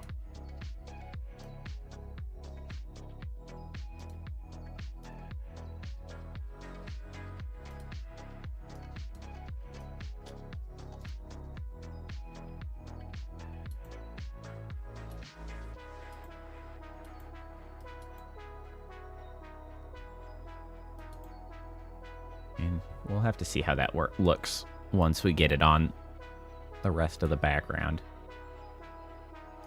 All right, Well, we've got a spirit flame that's at least moving along at the moment. Now we gotta get some colors on this here ship.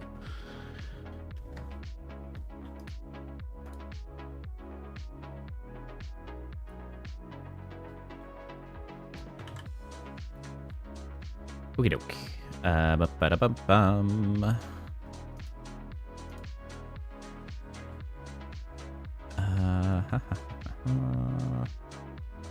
Ha! Correct. You were not here when I mentioned. So, Seaweaver, the thing that I kind of realized, I was having trouble getting something that, like, was really, like, identifiable, especially as I was mentioning with a low poly model. Like, I don't want to add detail that's not there, that's not recognizable. And so I was like, what am I going to do? What am I going to do? I was like, oh, I know what I can do. It's not technically part of your model, but you're the one with a ship. So we're going to give you a ship. And the way I have it set up, well, this is a perfect example. So, right, I've got my little orbiter guys, and I'm going to be putting you on your ship in the orbit. So you will sail across the screen. You'll sail across the screen just like, you know, my other orbiting stuff. Which is why it's important for me to get your flames to drift nicely in motion, since you're going to be in motion across the screen.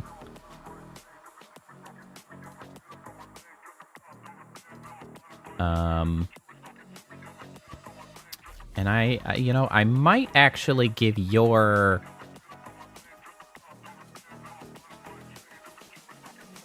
I might give your ship the same materials that go on to my model, so that if I actually use light mode, you will also transition to a white ship. That would be fun.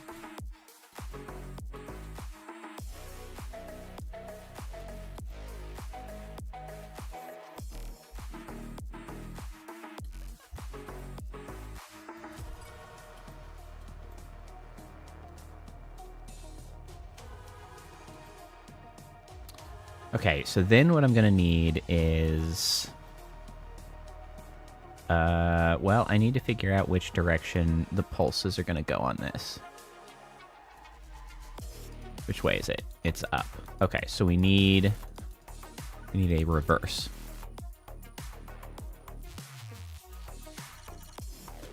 No, I am taking liberty with the ship. The ship is just my goofy ass model parts made into a ship shape. Like, I can't do a specific ship so much as it's ship shaped. It's got a stern cabin, and it's got a mast. Like, is that acceptable, I guess, Seaweaver? Is that an acceptable ship representation for you? Like, that's... I can't do much more without a lot more effort, but, like, I have pieced together a ship in my style out of my pieces.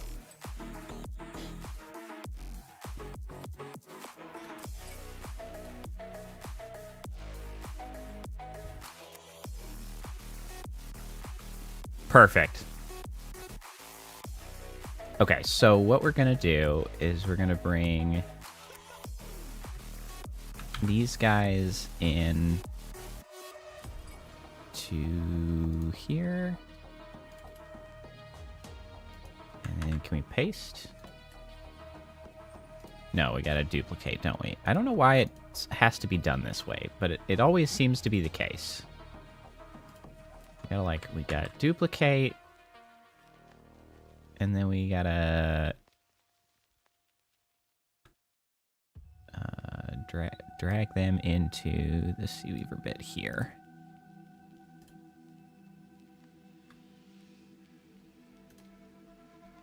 And so, oh, we gotta unlock these damn shaders.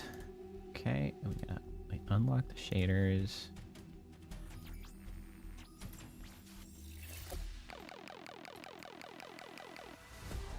Bum.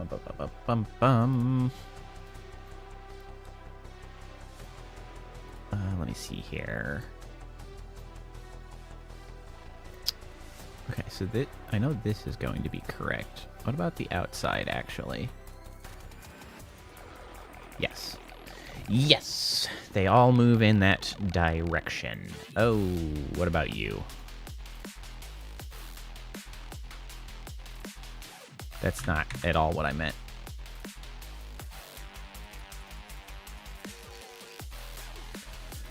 Those do not move any direction.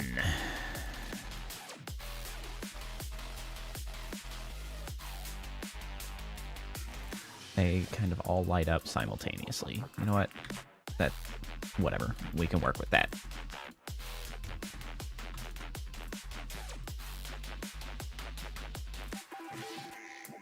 So let's move this into blue territory.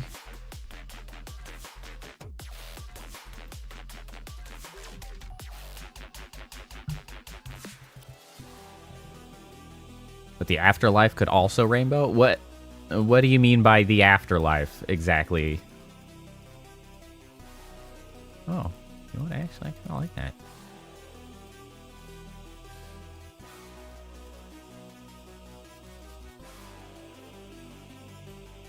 Blue into...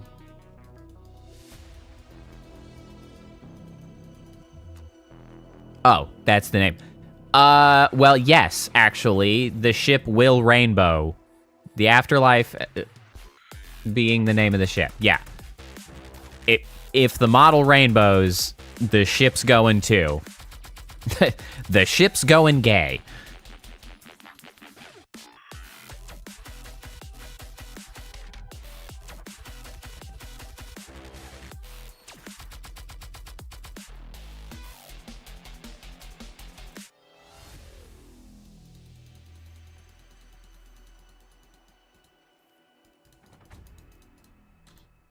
Let me see here.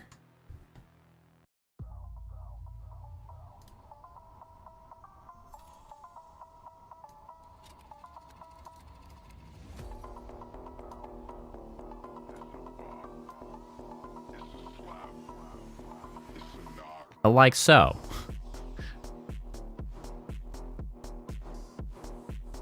Yeah, see? Other bit. Also rainbow.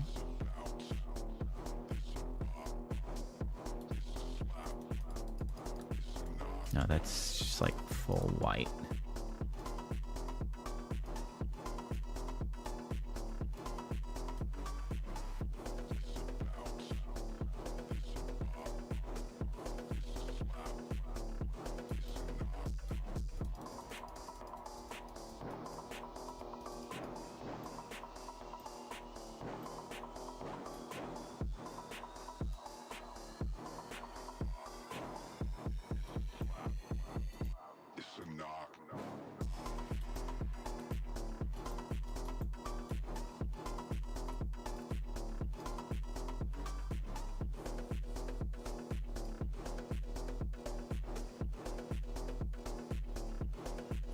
Yes. The fire will also rainbow. Because the way my model, the rainbow works, the rainbow is a filter being done by Vnyan. So everything currently being rendered by Unity does the rainbow effect.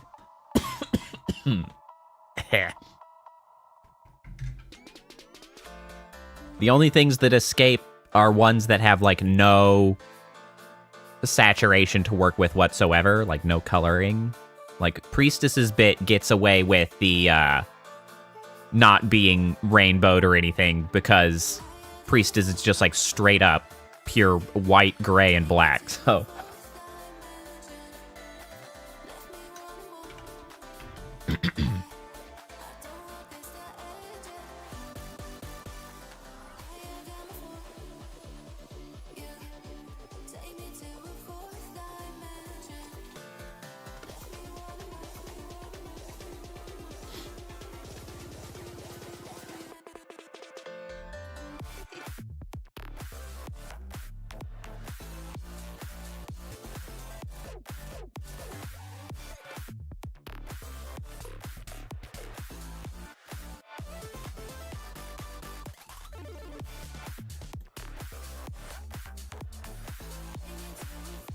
Alright, there we go. Let's see here. Let's take a look at our hypothetical masterpiece here.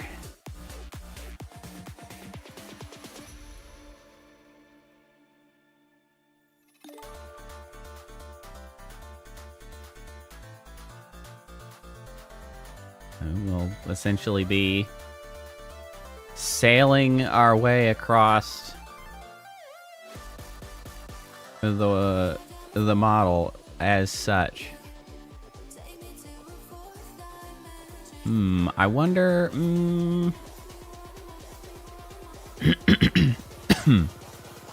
Priestess would still shift which parts or which color?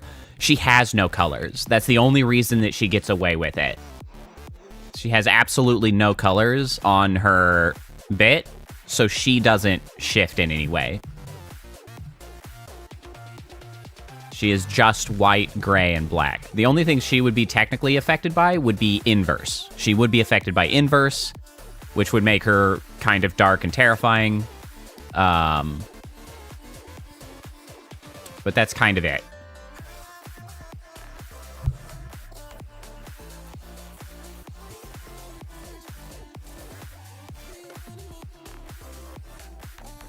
It would not. Because she's using different materials. She's not using this style glow. I have specifically made I'm now realizing, did I actually use exclamation inverse, or is it invert/inverted? Inverse is kind of an obvious one that I missed. If that is the case. Color redeems. Negative. I did. Oh, no, I got invert. I didn't get inverse. I didn't get inverse. Inverse. Let me add that one, because that one just makes sense.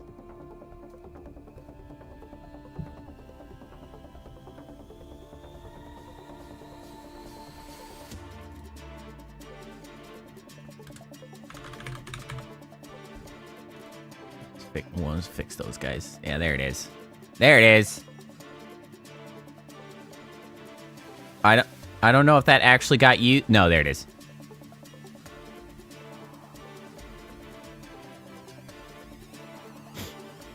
What does Priestess look like in this case? Let me pull that up. Ooh, spooky. Ooh, those little pops of black. Killing it. Look at that shit. Nice. So that's actually really, really interesting. So this is revealing to me an interesting aspect of how this interplays. So I actually have two post-processing effects taking place simultaneously, which actually is one of the reasons the model gets such a peculiar appearance, I guess you could say, with the inverse. So a lot of these lines would normally be white. And you can obviously see that some of them still are white and are not fully inverted. And I believe that is because there are two post-processing effect colliding. One of them is inverting it, but the other post-processing effect is the bloom. And I think it might be the case that the bloom is not getting inverted on that. So you see the white bloom, but everything that should have been white to create that white bloom becomes black, which is a very nice appearance in that case. Interesting. I don't know exactly why it's behaving that way, but it looks sick as hell, so I'm not going to complain. All right, Priestess, you got to go again. You're not actually here right now. You can't stay. But they do be looking sick as hell.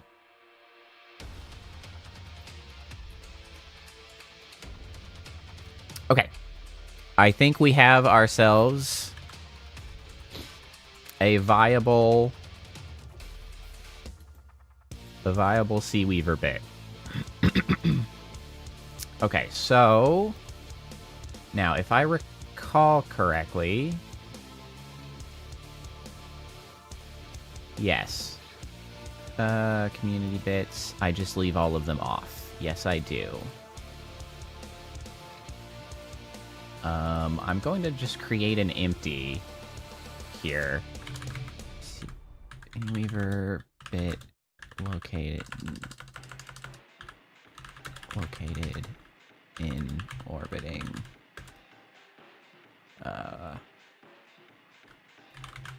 spark. Mostly to keep everybody together so that I know that you exist. Boop. And it's gone.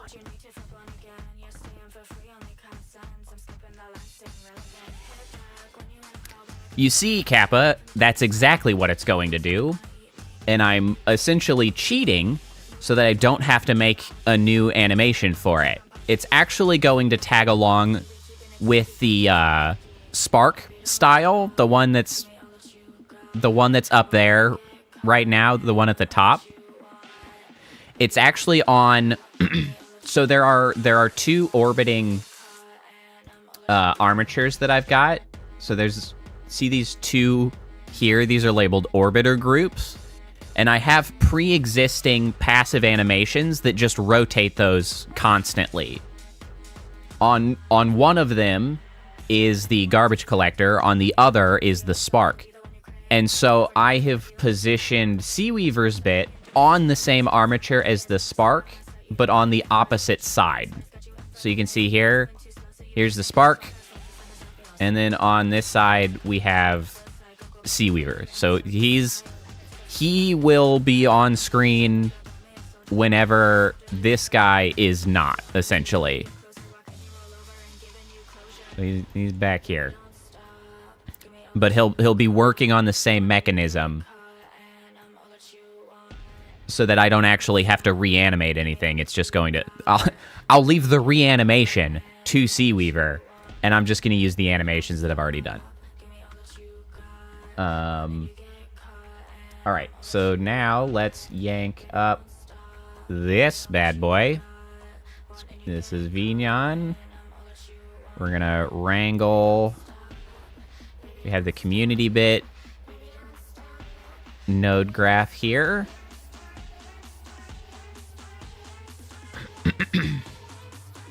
And what we're gonna do is, let's see, Whitney's is 5. Am I gonna have to redo? No, I don't need any of the rotations. I just need a simple... Yeah, we'll do a simple one like Kappa's here. I sure do wish I could multi-select and duplicate, so I didn't have to do this every time. It's a real damn bummer. Yeah. That's not gonna be correct.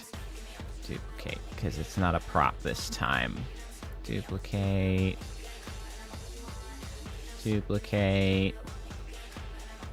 And then it's gonna be a make object visible.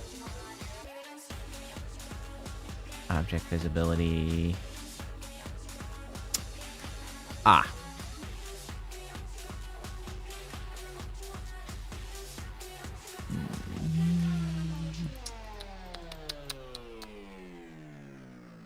How did I do Whitney's? Because Whitney's is also not a prop.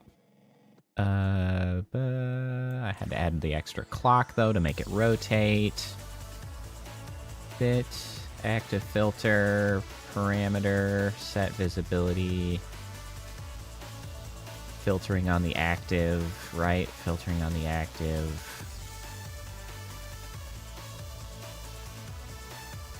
Yeah, I'm just going to need the two different visibilities. Yeah. Ooh. There are two of me. We did find a way to just, like, actually do that through OBS at one point, and it was super trippy. It was wild. It was amusing as hell, though. There's a filter that you can use. That is something that I could actually just do. Another thing, actually, that I have contemplated doing is I could actually just make myself more arms to just, like, have around if I feel like having more arms. That's a thing that I could do.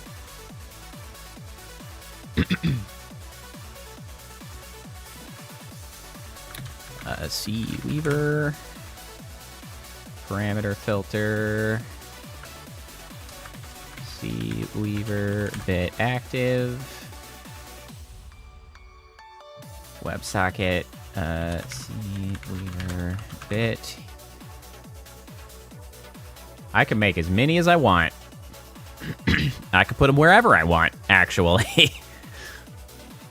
Because there's, that it's, interestingly, I have used a very simplified version of that to do, so Kappa's bit here. Kappa's bit is actually on an invisible extra arm. You can actually notice that it moves with my right arm because it's actually mimicking the movement of my right arm, but at a weirder rotation. So there's actually a little invisible arm with weird lengths that makes Kappa's bit move on my left shoulder, and I could just make more arms and just be like, brah. I just be Arms McGee over here. I just realized on a smaller scale, boy, I really missed an opportunity. I just realized on a smaller scale, I could have been matching fingers together, and I could have had like multiple extra fingers that just move along with the other fingers. It would not be independently mobile, but I could have had extra fingers. I could have like an extra thumb on like the other side. How wild would that be? And just double thumb.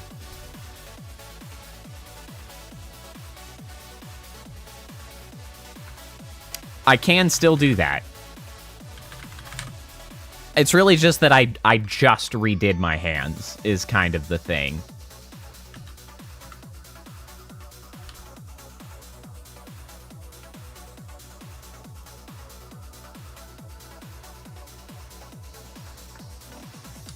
Nothing is stopping me. Okay. So we have the bit command from CWeaver. We also have the WebSocket command. Both of these come through the parameter filter of CWeaver bit active. The weight does make this a little bit weird, actually, if I use... let me bring this way, actually. Okay, so this parameter filter... First and foremost, if it is less than 0, we set it to 1. If it is equal, we set it to 0. Wait, nope. We simply wait and do that.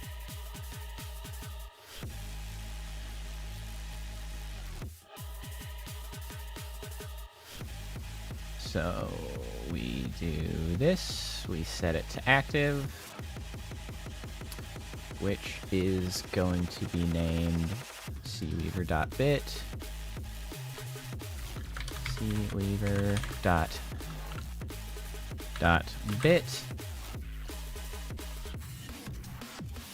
and then we do the same thing here, but this one is going to deactivate it, and whomp.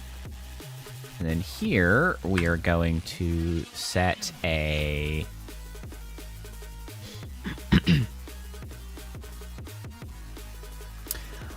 You can do that, actually. So one of the interesting things about... So I mentioned that I've got that weird arm that Kappa's tied to. So that's actually a prop.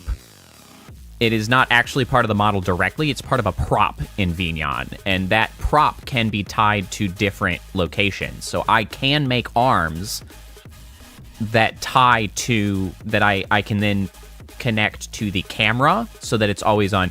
Because that's how I do the pride bits down here. as well as the actually priestess's bit again. So since it's, it's up there and it doesn't care where I go, it's a prop that is tied to the camera, not tied directly to my model. So that regardless of where the camera goes, it essentially functions as a UI element. And you can do that similarly with prop arms that follow, bone movement. You just stick them places, and they're like, wee, and they'll just be like around. Well, for you, actually, Seaweaver, that would actually be a really good redeem for you if you wanted to mess about with it in Vnyan, because what you could do is you can make little skeleton bone arms, and you could, like, freaking border the whole screen with little skeleton arms that, like, moved along with... Well, I guess you don't currently have arm movement, but if you had arm movement, you could waggle them around.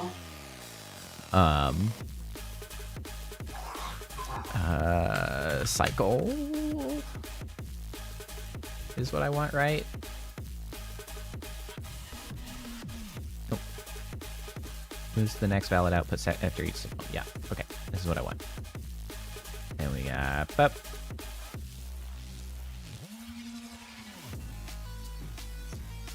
Bip. Hold on. Set. Yeah. Sir. Set the parameter. Set the visibility. Thank you. Yep. And then number 2 goes over here to do that. And do that.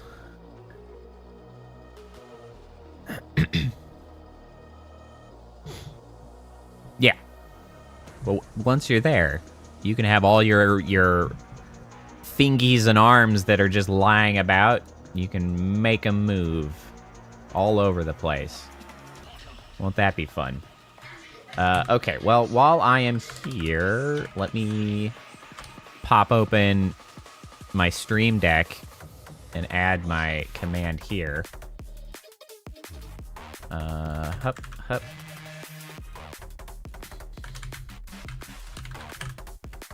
Seaweaver bit. Seaweaver bit. Yes. Yep. That should be correct.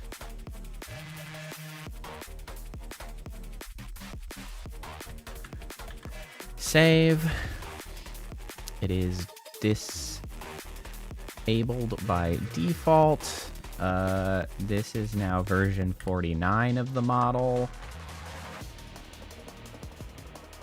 7.08, I believe.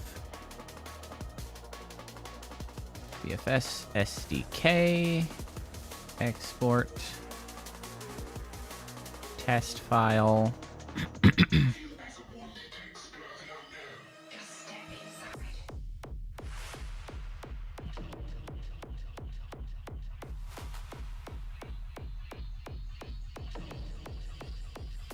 And now we wait, like, forever. Oh, damn it. No, it's not gonna work. God damn it, I didn't pack my materials. I hate that I have to do that. I forget every time. You could just cancel. We're wasting time. It's gonna complain. It's gonna complain in mere moments about it. It's gonna throw a fit. It's not gonna do it. God damn you, Poyomi, requiring me to pack all of my materials. Cancel. Cancel. I know, it's an unlocked shader. Cancel. Not pack. Lock. You pack your prefabs. You lock your shaders. Your materials, rather. Boy, you're really taking your time to cancel. Thanks for that. Take your sweet ass time.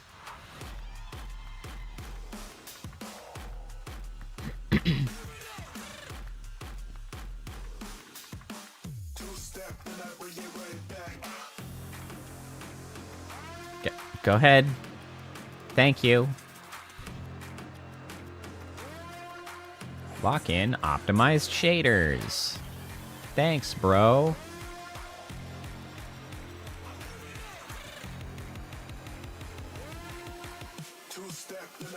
Okay. Now we can export again.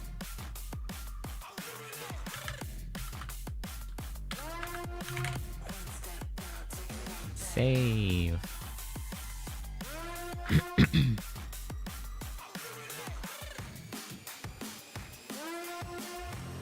Uh-oh. No, stream seems okay. It's just the YouTube viewer that seems to be having a fit. It's like, wow! A big circly loading guy over on my YouTube preview.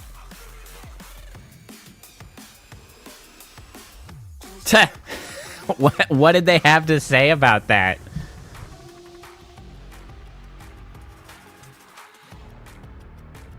Did they have anything to say about that? Surely they must have. I feel like it, as a mod, they had to give some kind of a canned "please don't do that again" response. It's like, okay, I get for the meme, but please don't bother us again. Like, hey Leo, how's it going?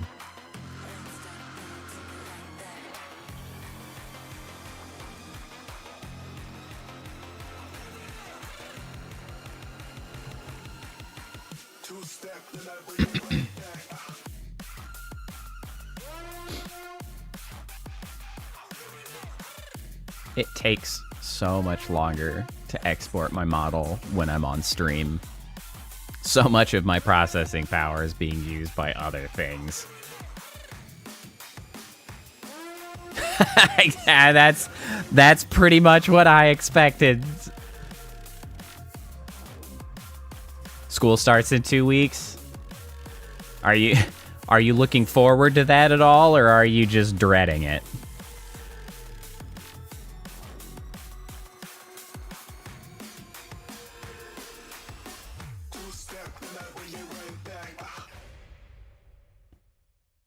You know, that's fair. All right, let's go ahead and load the new avatar. Experiments, test, open.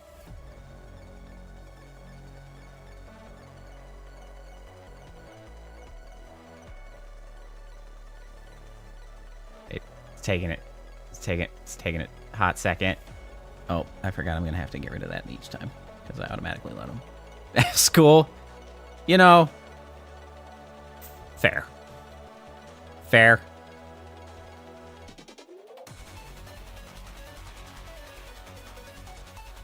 I might have done something wrong. No?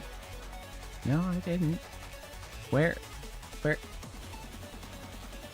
the spark guy? Hello? Oh, you're over there. Oh, I thought it had disappeared. Don't worry about it. That just happens when the model loads. I have no explanation for why it does that. I tried to fix it several times. There's no reason it should do that, but it just does. Seaweaver, use command exclamation point bit for me, because I want to make sure that it's going to bring your bit to life. I want to make sure that it works. Oh, you had summer reading? That does in fact suck. Hey, it does the thing. There you are. Drifting across.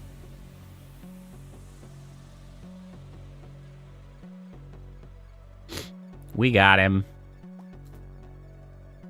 Now it should stay up then for 30 minutes. So most of the other ones I'd been doing 15 minutes, but since yours isn't on screen at all times, since it kind of cycles in and out, I've given yours 30 minutes of active time every time you use exclamation point bit.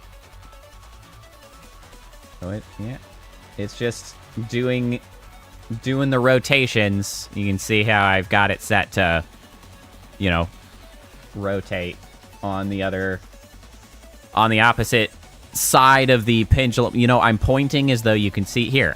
Here we go. So you've got the spark. We've got you. You're on the, you know, exclamation point. That's right. There you go. That's where you'll normally show up, I guess. So this is the normal gaming camera, and you'll just be directly in the way every once in a while. So I'm sure everyone will appreciate that. Phenomenal.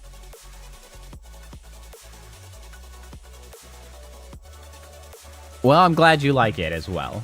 So far, I'm 4 for 4 with people being very happy with the bits.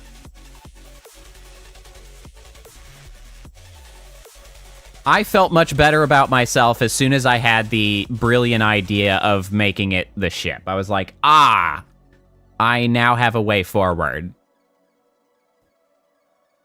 Because I was like, what am I going to do with Seaweir? I was like, I know. Slap that boy on a boat. Oh, thank you, Leo.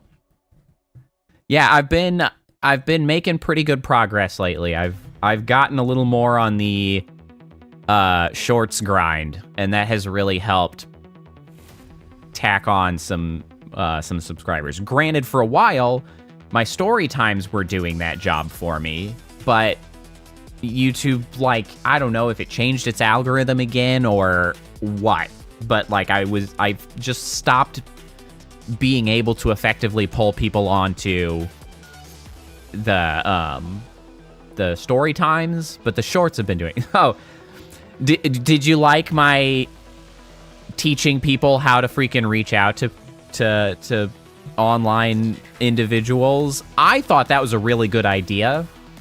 It's a shame I had to split it into 2 to really cover the point, because the second one didn't really do nearly as well as the first, and putting 2 out on the same day is not ideal.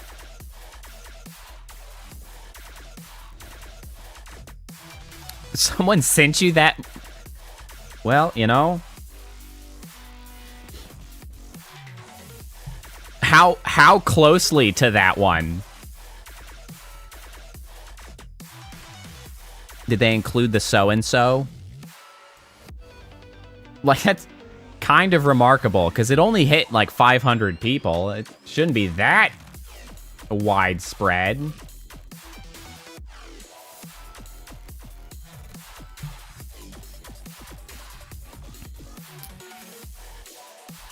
I mean, hey, it's still a better message than people have normally been using, so... Alright, I'm gonna do a little bit of fixing, because... I actually wanted to narrow the shoulders a little bit, because there's more space than is needed. So I'm gonna go ahead and tighten that up. Okay, see, that's not the intent of the message. It's not how it's supposed to work. That's true. You have, Leo. Honestly, almost all of the, like, regulars around have been here for quite some time in subscriber count. Glow is kind of, I think, the freshest blood we've got. I think Glow is probably in the 300s. But it's kind of frustrating for me, because I do need to grow the subscriber count, and it is a valuable thing, and that's what I'm using the shorts for. But it's kind of annoying because I have not yet seen those translate into regulars on stream. Because my goal, my final goal is getting people to live stream. Like, I want people to get here and to chat with them and to, like, you know, have more regulars show up. But it's such an indirect process to do that through any of the means that actually grow a channel. Because, like, to get more people to be regulars, you have to get more visibility, you have to get out there, you have to get improvements in the algorithm and all of this stuff. And all of that is, like, secondary sorts of, like, tag-along effects of doing other things. So it's like, I make shorts to try to get views, to try to convert those views into subscribers, and hope that those subscribers convert into regular viewers of, well, the channel in general, but ideally live streams. And, like, that pipeline is so insanely inefficient, right? I can make a short, and I can, like, let's use some imaginary numbers that I would kill for, right? So, like, if we have a short that hits, like, 1 million views, right? Like, that's what a crazy great number of views for a short to get. 1 million views. But, like, what percentage of those can you really expect to convert down into, like, a sub, right?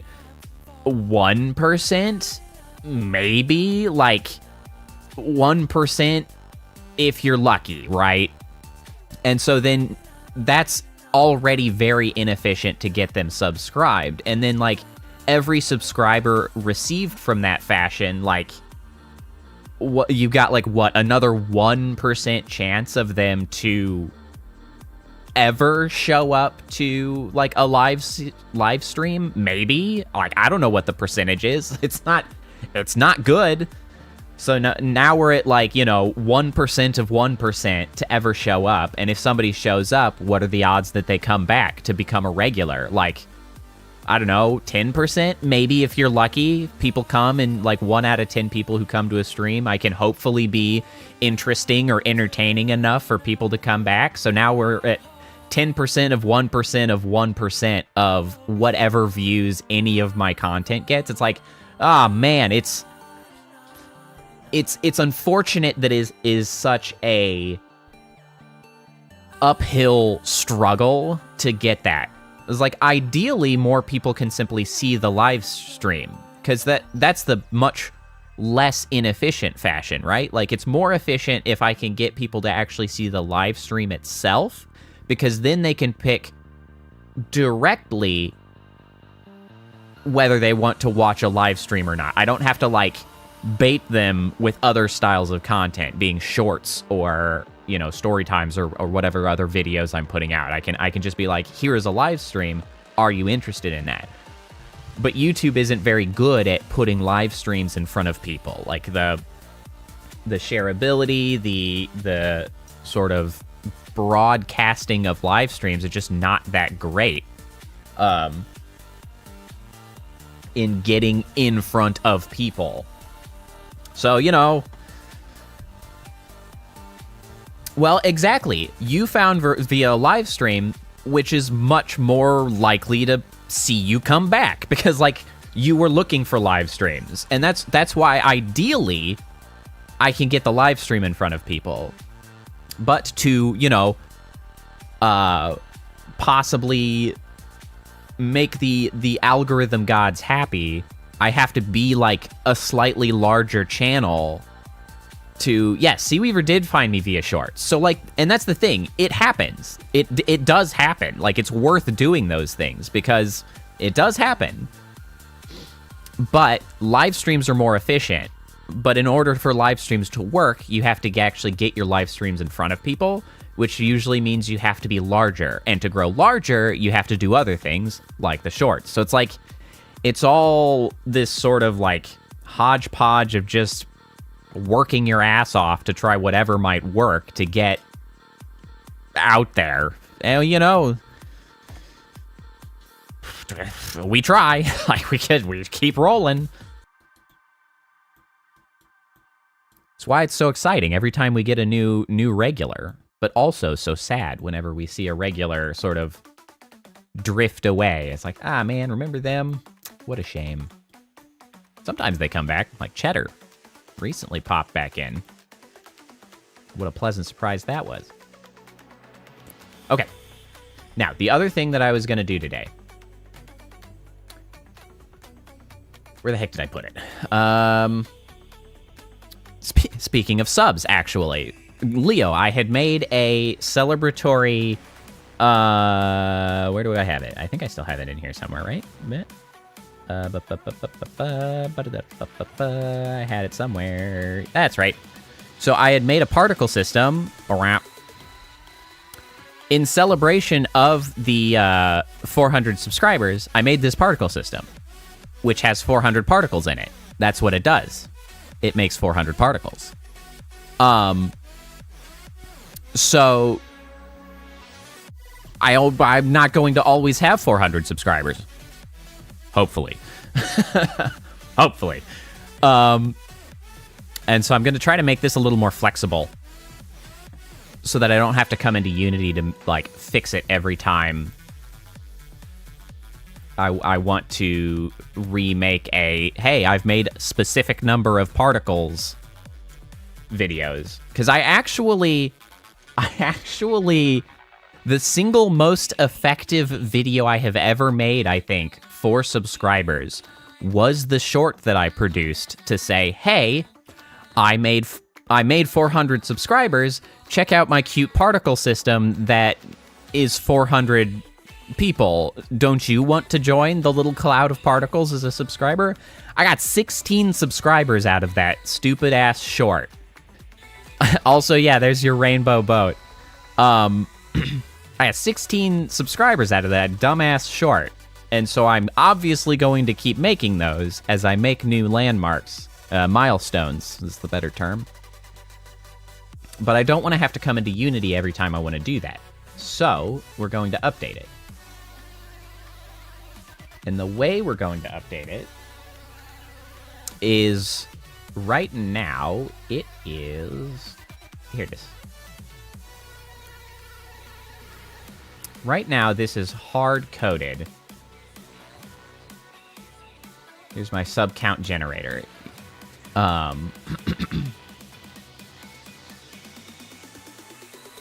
It's hard-coded such that you got 5 out of the Cat Quest short? Nice. See, we've got 50 count here and 2 cycles, which you can't see quite that well because it's over here. So, actually, give me 1 minute. As old doggo is sad and old, as we've commented before, I'm going to go let him out because he's actually on a diuretic right now to hopefully maybe, just maybe, take care of his cough if it's related to some, like, weird fluid in his lung. So he's on a diuretic to get rid of it. But that means he's got to pee real bad. So I'm going to go let him out real quick rather than making him wait till the end of stream like normal. So I will be right back in just a couple minutes, all right? Hang tight. I'll be right back.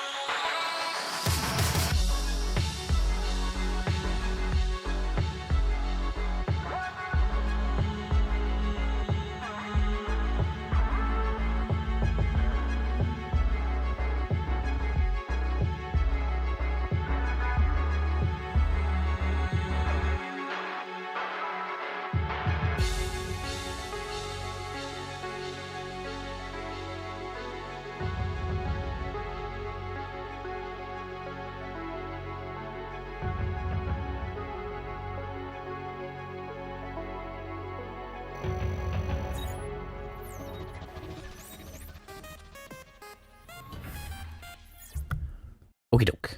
I return. The dog has been rescued from his sorrows, has been allowed to go outside.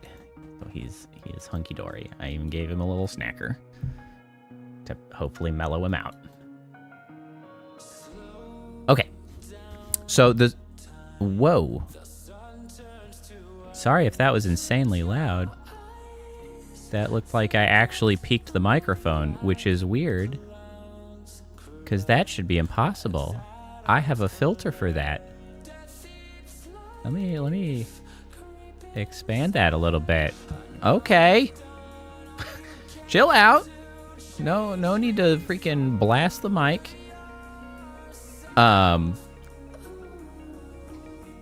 So the strategy here. So we have our little subparticle system that you can see. You know, I wish I had my zoom. I used to have a zoom thingy installed, and I don't know if it stopped working.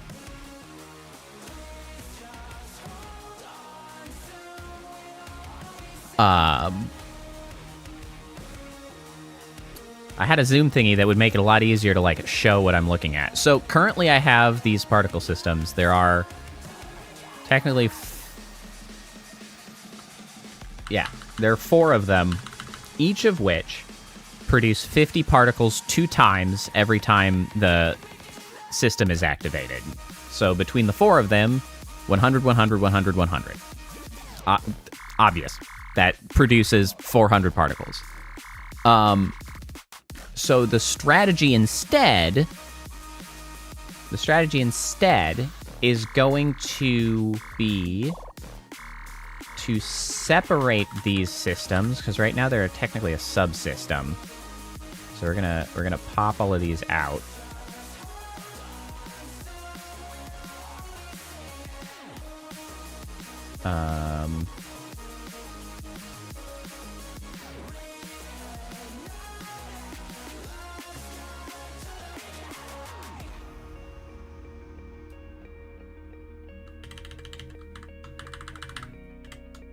And then we can go ahead and oh yeah, that's fine. Subscriber protocols. Yeah, okay. So these now all exist separate. And what we're gonna do is all of these are gonna change. Oh, there we go. That groups them correctly. So these are going to no longer play on Awake, for one. Blacked out Seaweaver. Well, don't do that. That's bad for you. So we're going to not play on Awake, and we are only going to produce 1 single particle every time any one of these are activated. Right? So activate a system, get 1 particle. Like that's the way it's gonna work. The lifetime is 61. Do I want to make that longer? I think I do. Okay, so this can now, duration can go down to 1. Actually. Okay, so the other thing. This is no longer looping. Or is it looping? Do I want it to loop? Let me think. Yep.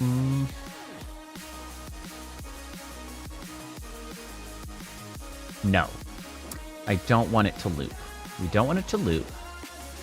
Duration can be 1. Now we're going to make the lifetime 120.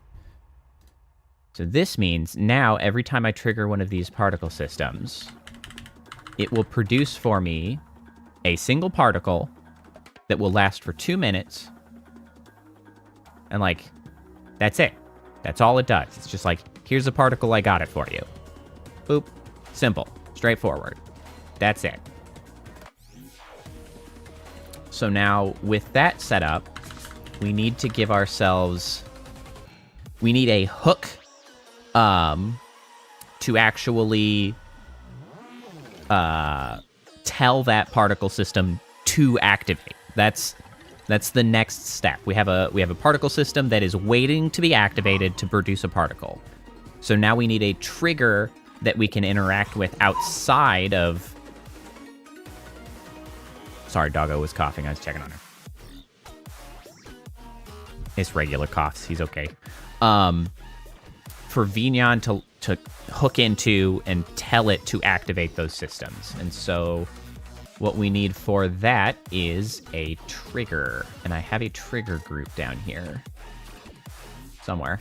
Trigger objects. Here they are. See? Trigger objects.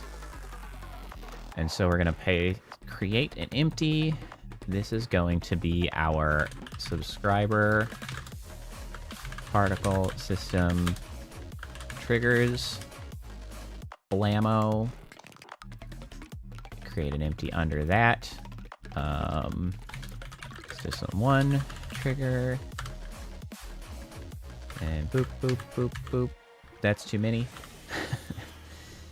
This is going to be system 2. We have... So I'm still keeping the fact that I had 4 different systems. Technically, I could do this with a single system. I don't need 4. Why I am keeping 4 is that each one of those 4, and why I had 4 in the first place, is that each one of those 4 is using a slightly different particle texture. So you can see I have like, if my head wasn't in the way, see I've got like a solid dot, a more faded dot. I have like kind of like a snowflake, and then a little star. It just gives a little bit more character to the whole situation when you have 400 of them. 400 of the exact same spot is meh.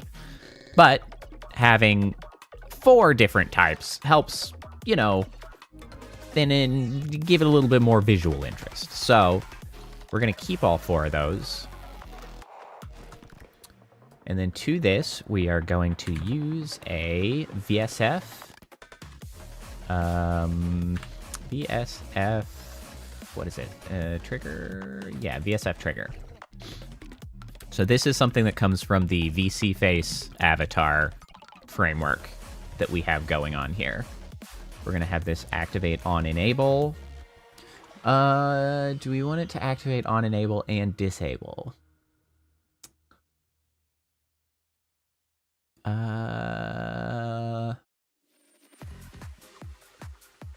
Yes. I think we do. Yes.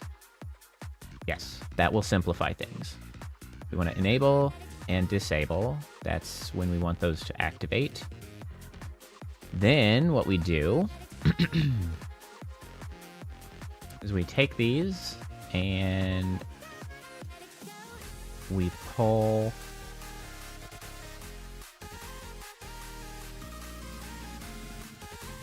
those particle generators into the triggering script here. And now for it, we then select a function, which will be particle system renderer play. Where's play? No, just particle system, not particle system renderer. Particle system play. Particle system play. Particle system play. Particle system transform. What? Oh, I grabbed the wrong thing. I grabbed the wrong damn thing. Hold on. Which are you? You're 3. Okay. There we go. 4. Particle system play. Okay, so now all 4 of these are ready to activate. I'll go ahead and start with them off, just, I don't know, for simplicity's sake. No reason to have them on if we're not using them, I guess, and then they'll turn on and off once we start using them. So that's going to give us our infrastructure to actually interact with the model and request that those particle generators generate a single particle for us. So then the question, of course, becomes, hey, how do we, you know, make a specific number of particles happen? And for that, we're going to use Vnyan. I'm back to duplicating myself. Hold on, I can fit it, like, perfectly. Oh, can't. Well, I can't quite fit it perfectly. Aw, damn it. Oh, wait, we're fine. There we go. I'm pretty close. Hey. I'm sorry, I'm giving kind of a 3D glasses effect right now. It's fine. I'll just cover myself with this, then it's problem solved. Okay, so in here, I have my subparticles guy. So this is how it was set up previously, which was just to turn it on, turn it off. Ba-ba-da-ba. Easy. Unfortunately, we have to complicate things now. We are still going to use a cycler like this, though. We are going to use double cycler. We're actually going to use a lot of these cyclers, is what we're going to do. I realize. That's fine.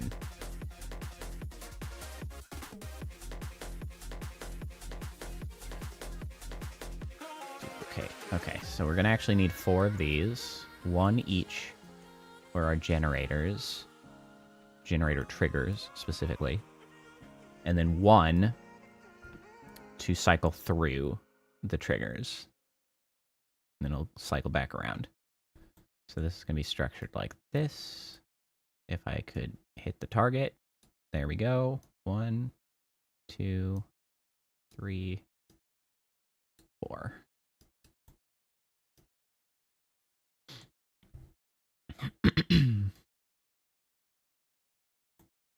So then the trick is, of course, going to be we need to...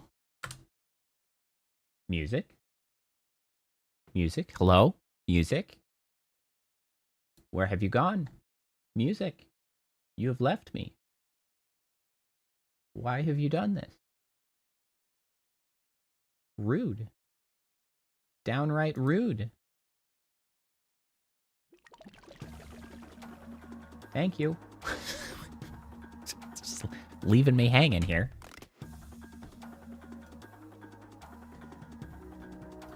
Okay. So then, of course, the question becomes, how do we get from pressing the button of, please turn on the subparticles, a single button press, to interacting with this hundreds of times? And what we're going to use for that is a filter parameter. So this is going to be while less than, or I think just less than. We're gonna think about it to make sure we're not doing a off by 1 error. So while subcounter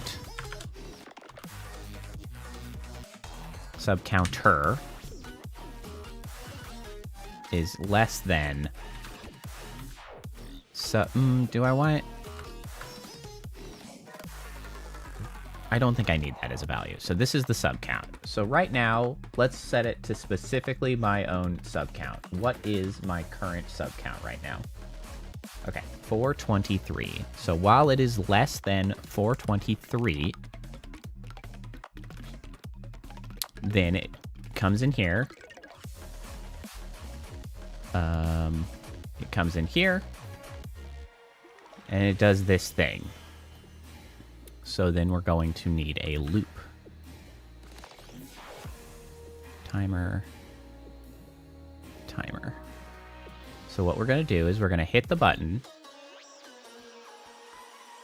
Subparticle, sub count timer.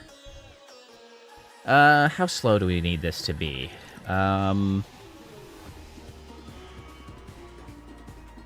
Will it function properly even at like 25 milliseconds? You know what? Let's go crazy. 10 milliseconds. So 10 milliseconds means that we have 100 every second. So that means it'll take us 4 seconds to generate 400 subscribers. So that would give us, in 10 seconds, we'd have 1,000 subscribers. Oh, if only it would turn into actual subscribers. So that's only going to work for a little while. Because if I mean, it's tremendously optimistic, but that means that if I wanted to produce 10,000 subscribers this way, I would have to wait 100 seconds.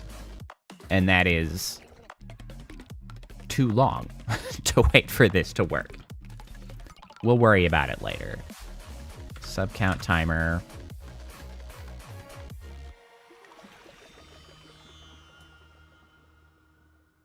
So sub count timer then loops around. And then what we need is a parameter.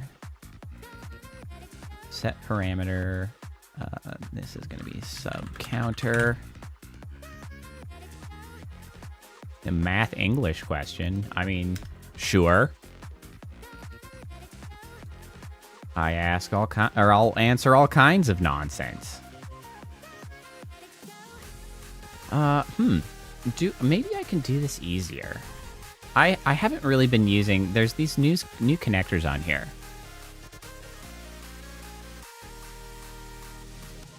If you've seen 0 of something and someone else has seen 2 of that thing, how do you say that? What exactly are you trying to say about it? Like, I have never seen 2 of the thing, or I have never seen what you have seen 2 of. Like, what is it? Because I can't say twice as many. Oh, I see. In comparative terms, how many more of them have they seen than you?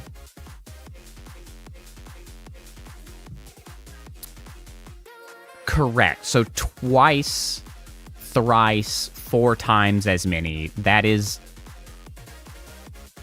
like linguistically multiplication. And so obviously that can't be used. Technically, you could say, if you want to be cheeky, they have seen an infinite number more of them than you, but that's just being pedantic and cheeky. I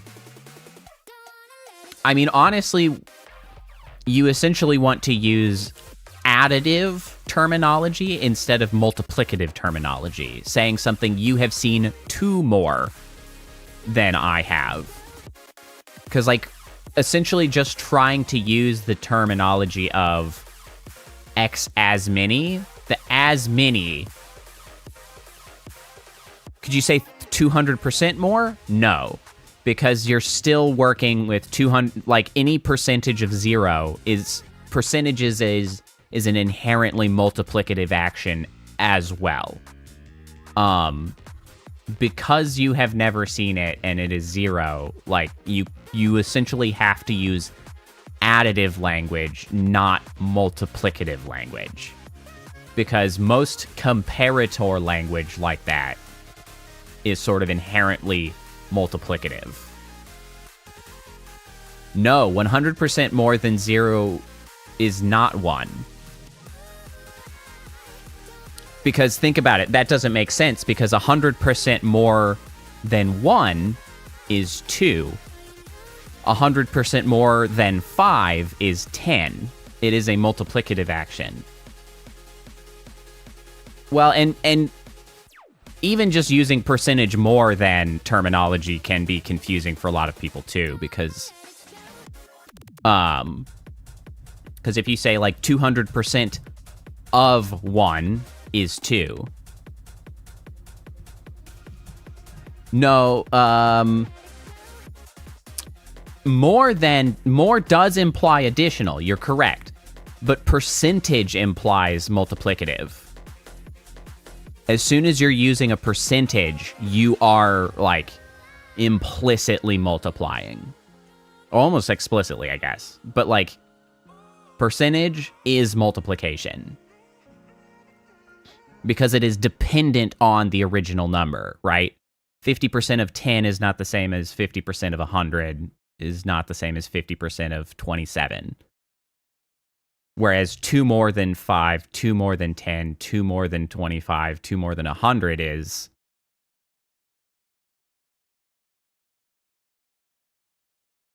Well, it depends in how you... Like, it is...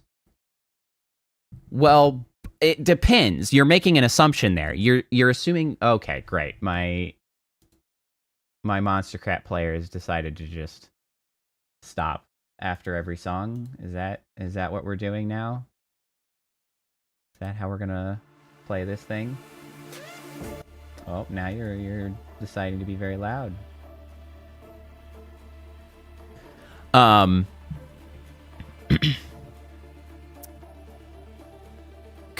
So what you've written, 0 equaling 0 and 1 equal 100%, is only true if you are assuming the bounds of that is 0 and 1. Because 1 is 1% of 100. Like, it requires a comparator. Right? 0.5 is 0.5% of 100. But 1% of 50. Because you can't reliably say that 0.5 is 50%. It's in common parlance, in sort of quick reference to a decent number of like programming terms.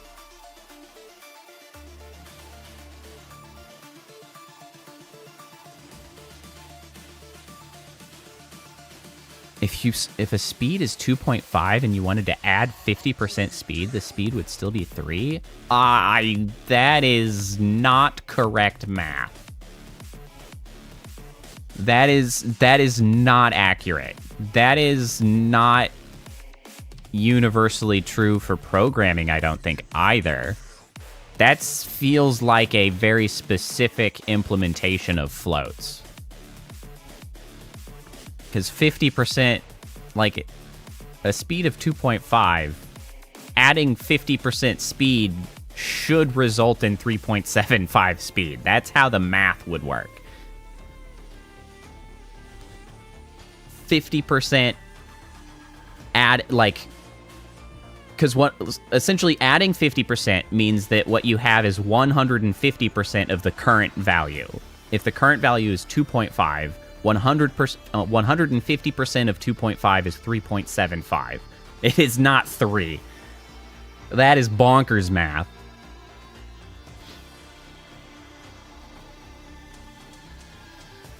It may be true for floats. Hey, Bilge Official. No worries. Thanks for stopping in. Always appreciate folks who can stop in just to say hi. Thanks for thinking.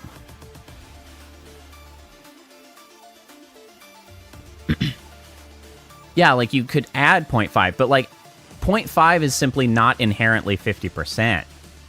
So like adding 0.5 is not the same as multiplying. Well, I mean, obviously. Anyway.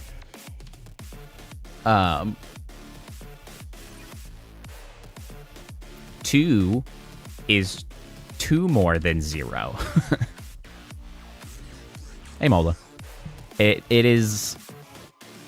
cannot be multiplicatively compared to 0 because you just simply cannot do that.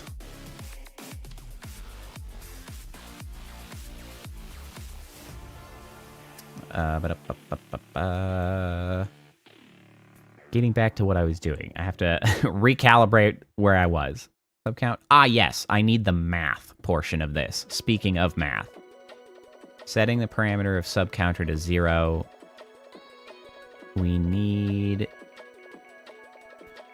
math. We need... It's... operation? Param operation. Yes. Plus. Then here, we also do subcounter is subcounter plus 1. And now we have made a loop. That's fine. Well, all right, Mola, whose side are you on?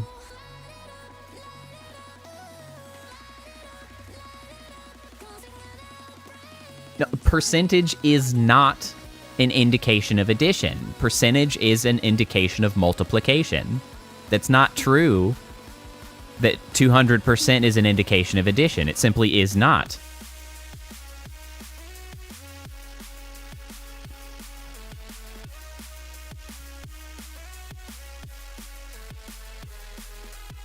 It is simply untrue.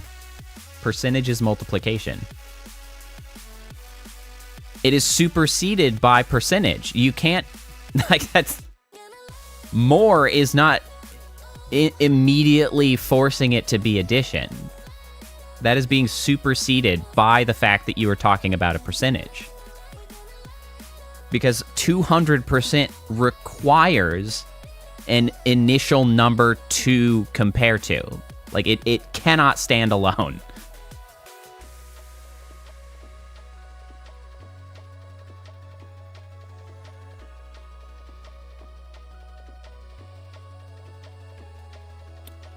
Percentage is multiplication. Percentage is not in the, as you call, bed mass. We can talk.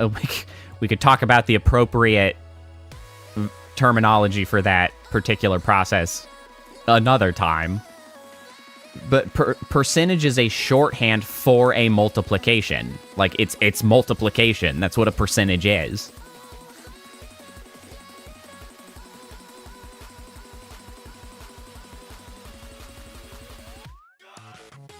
I guess that's just the way it be. Percentage equals multiplication. Because, like, if you want to get all technical about it, you can add a percentage to a percentage, but, like, you cannot add a percentage to, it's like a different unit almost. You can't add a percentage to a raw number.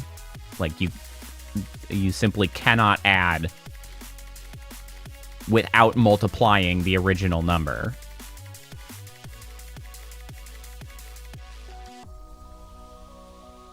Not without multiplying the percentage by the original whole number.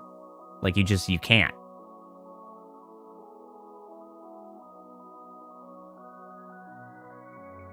Right, 0.5 is a number. That's not a percentage that you're working with. 0.5 is not a percentage.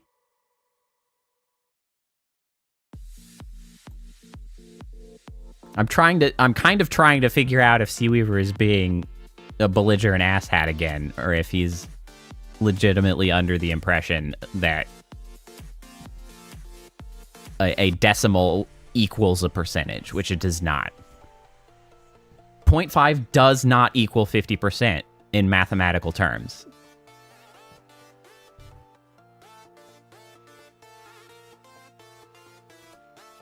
It's half a number, yeah. It is a half of one. It doesn't. 0.5 does not equal 50%.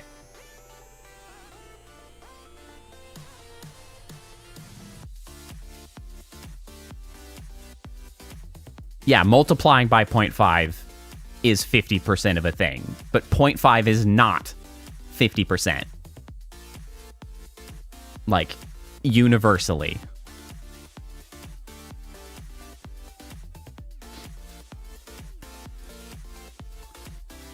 Okay, I gotta make a bunch of these guys.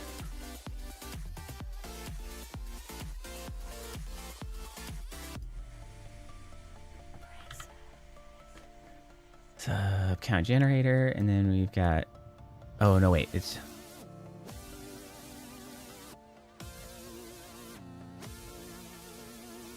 See, you said of an object. That's the important thing that you're talking about. One whole of an object. It's multiplication. Like, it is functionally multiplication. You can use 1 as a stand-in for 100%.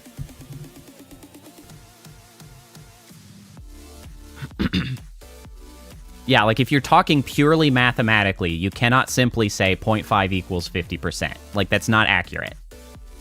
0.5 is used as a multiplier when you are trying to find 50% of something. That is true.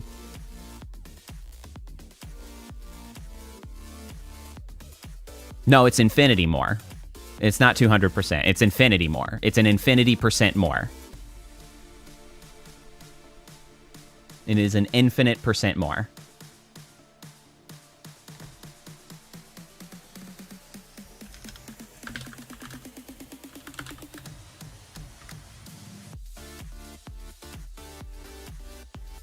It is infinity, or like the opposite of undefined. It's...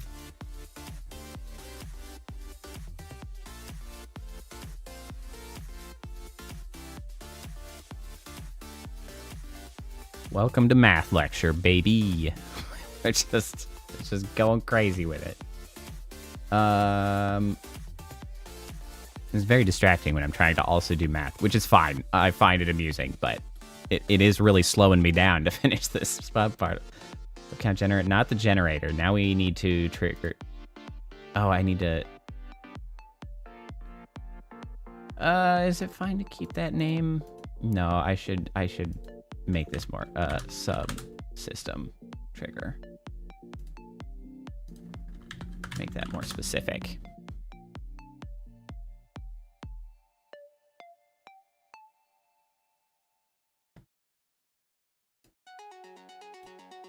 No. You can't say 200% less. You can say 100% less. Nothing can be... It would be 100% less. It's not 200% less. 100% less of anything is 0. Technically, 200% less might be -1. I'm not actually... Or with 2, I guess it would be -2. Mathematically speaking.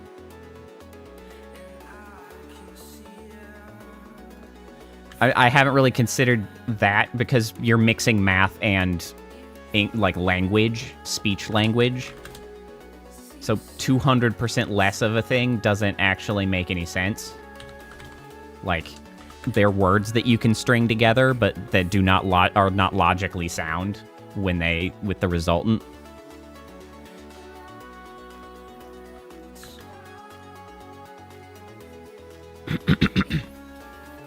Yeah, 2 in that case is 100% of the sightings.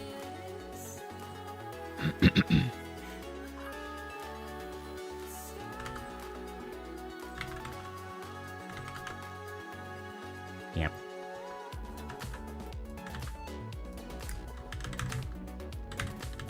Two.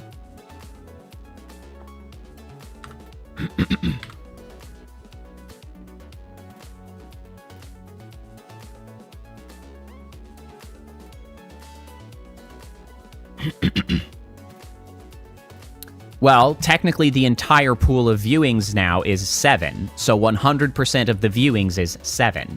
However, 100% of the sightings of the first person is still 0, 100% of the sightings of the second person is still 2, and 100% of the sightings of the third person is 5. Percentages is always dependent on the context in which it's being used. Total sightings, 100% is 7. In that case, amongst, 3 people. Which means that each person is 33% of the people involved.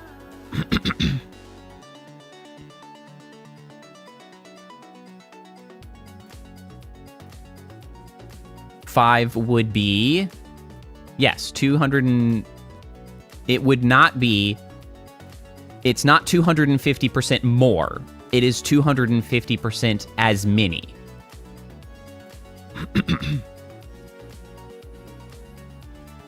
No, one object is not necessarily 100%. One object is 100% of itself.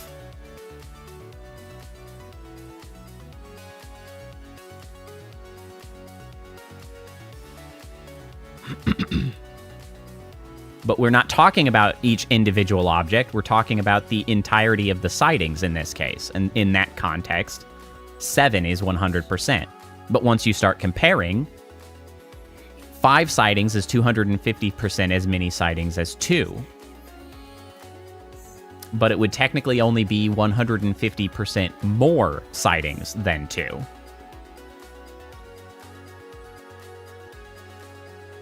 Because in that case, you already have the 100% in 2, and so adding 150% then adds 3 more, making 5. Comparing numbers in that capacity is complicated.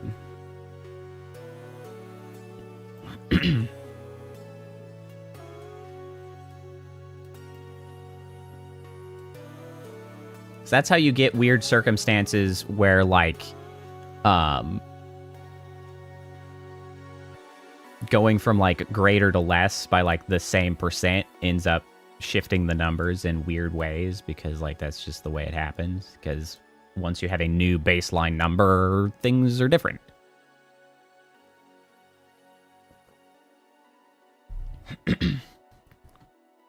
I mean, it is complicated, but it's all just part of, you know, trying to communicate numbers, which is sort of fundamentally a different means of communication. It's why we have all kinds of weird symbols and stuff. Okay, so let's go ahead and pump this guy out.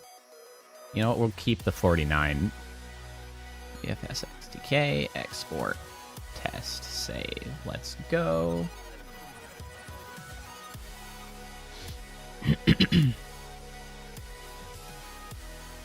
Uh-huh. Let's see if I agree. let's find out.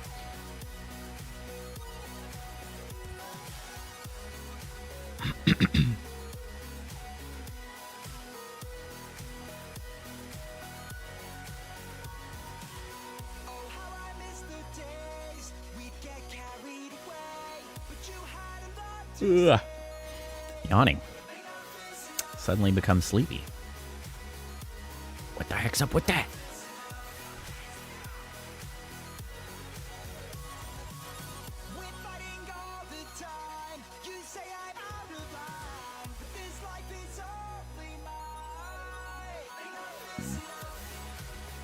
Alright, apparently I managed to get the music player to keep playing. Thanks, music player.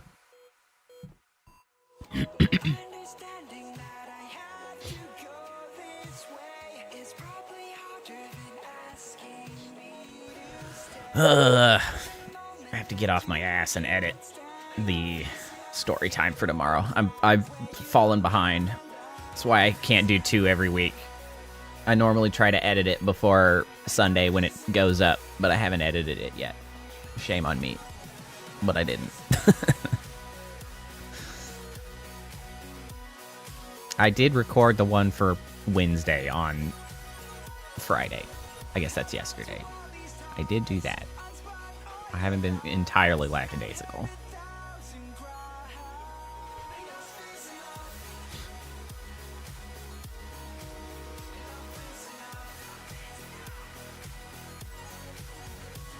Boy, I sure hope I got this node graph right and I don't end up generating infinity particles. That would be a real mess. Okay, if person A has seen 0 cookies and another person B has seen 2 cookies, how much more cookies has person B seen in comparison to A?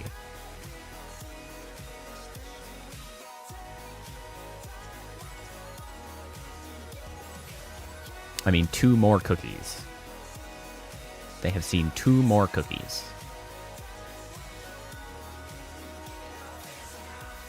Because nothing about that sentence necessarily requires the use of percentage. So one of the things to look at it technically, your use of how many and how much are... Well, that's the problem. You're technically incorrect in using the term much there. So the difference between how many and how much how much implies a value that can't appropriately be quantified. How many implies that it can be quantified. So it's kind of the difference between less and fewer. Like, you would use much when you're talking about something that is like much and less, whereas many would be used with fewer. So like, you'd say, how much do you love cookies? Because love is not a quantifiable measurement. However, number of cookies is entirely quantifiable. So you would say how many cookies, not how much cookies. There is not directly a way to require in English a like comparator in that sense of like, I mean, I guess you could say, what is the relative number of, but you would still use number, because when you're talking about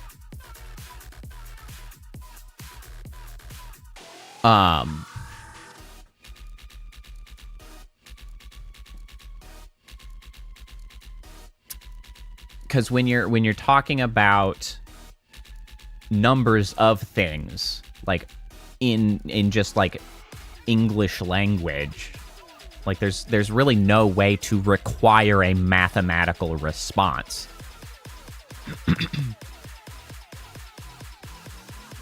Because it'd just be like, oh, two more. There are two more sightings in that case. It's like relative from one relative to another is like kind of how you could start implying that you're trying to, but you'd like have to actually use percentage, because like the answer is still, oh, there's two more cookies.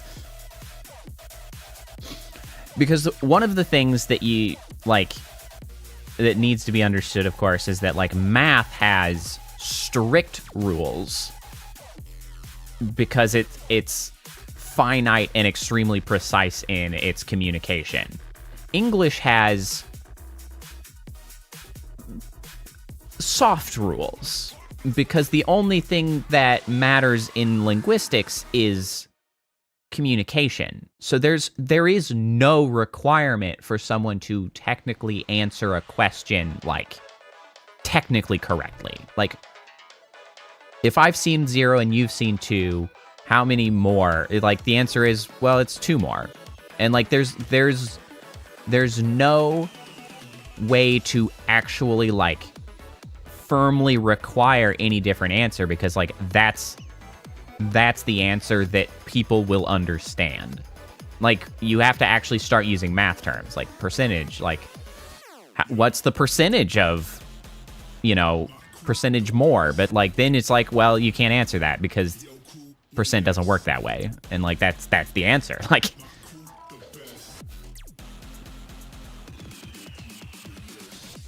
yeah, you can't answer that. Infinity. It's infinity percent, though. Like, that's the answer. It's infinity percent cookies.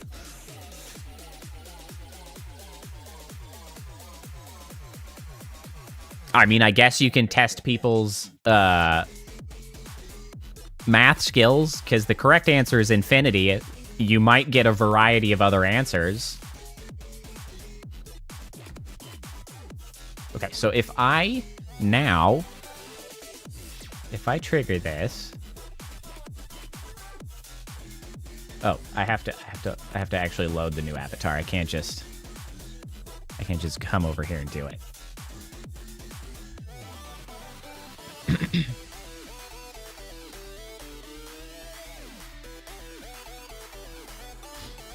Oh, you gotta go again. You're in my way. All right, let's see.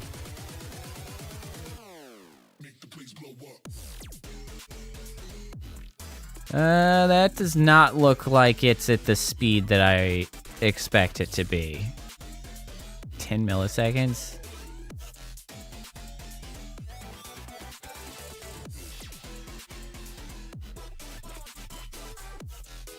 Let me see. Let's watch this cycler and see how quickly it... Okay, so it's definitely trying, but it is not succeeding. It is definitely not succeeding. Okay. Uh-huh. I mean, essentially, we're just gonna have to take longer to do this. Which means that it's not particularly...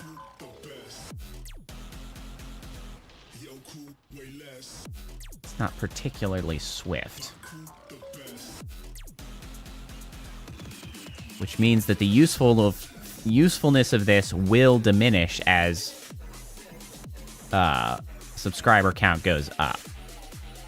Which I don't love. It's not great.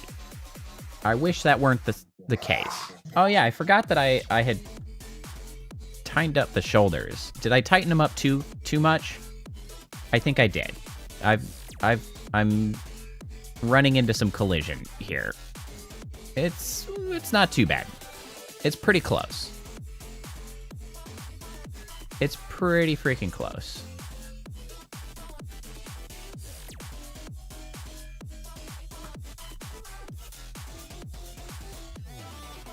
So let's scoot this just oh, let's do 0.03. That's a really round, satisfying number, isn't it?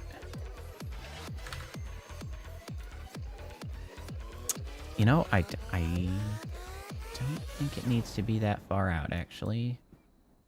2.8. Let's do 2.8. 2.8.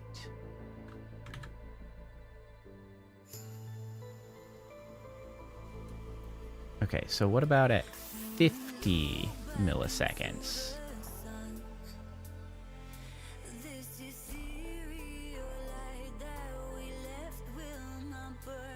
I'm not sure.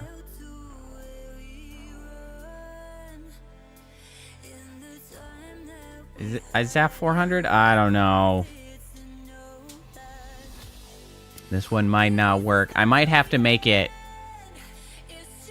less precise than 1, essentially.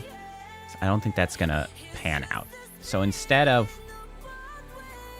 a 1 each time the thing is triggered, we're gonna have to do it at a different value. Maybe 10? We could do 10 each time.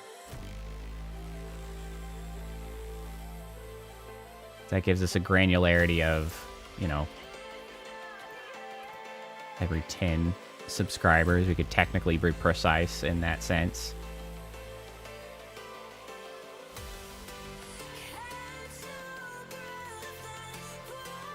Ten.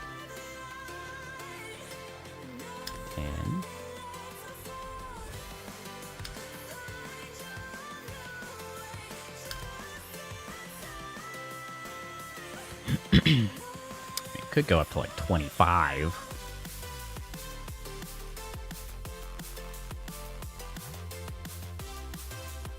Okay, so then this has to be 1/10 of the actual subscriber count. It's 10% for you, Seaweaver.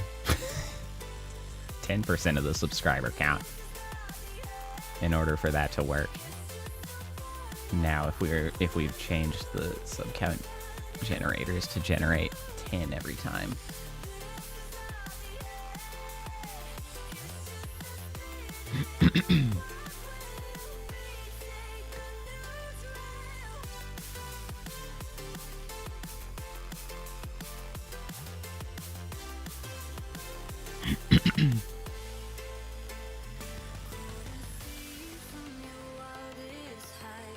This is at least a little bit easier to work with, regardless, than it was. I just gotta get it relatively performant, and then we should be good to go. Well, I didn't get to the second particle system today, but we did at least refine this. And, you know, we tightened up the shoulders. I'm a little less broad-shouldered. My arms were feeling a little bit waggly. I'm gonna have to make sure that these are correct. Okay, they look okay.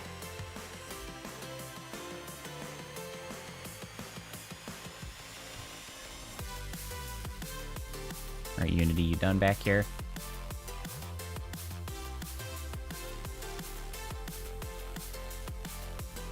It's not. It's still thinking.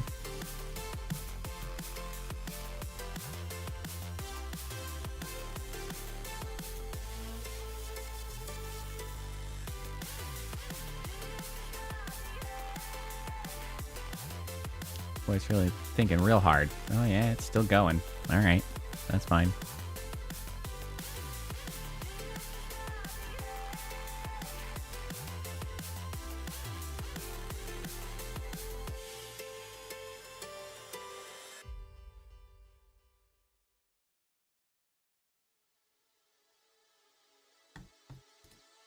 Yeah, it's done.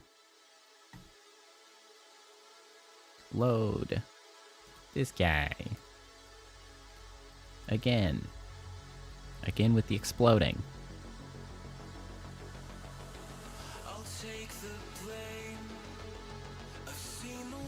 Bam. That was not as violent that time. Alright. So this... I mean, now if we're only doing 42... maybe we... yeah. Quacha?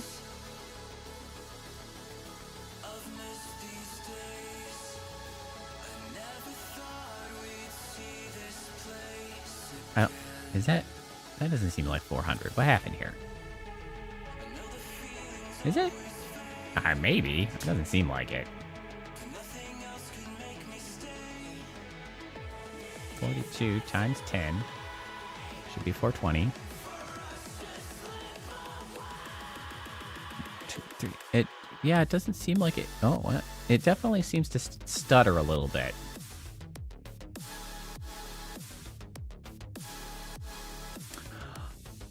I'm an idiot. I'm a dumbass. I see the issue. I copied those and didn't change the numbers. I'm so stupid.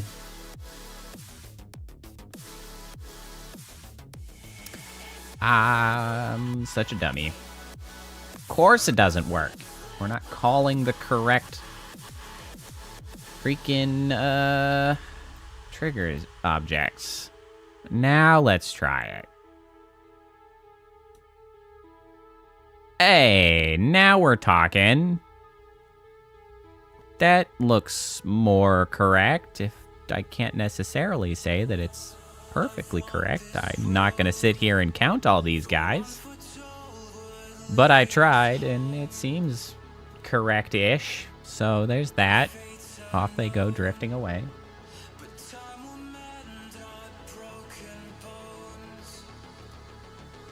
Okay, let's go ahead and export this guy.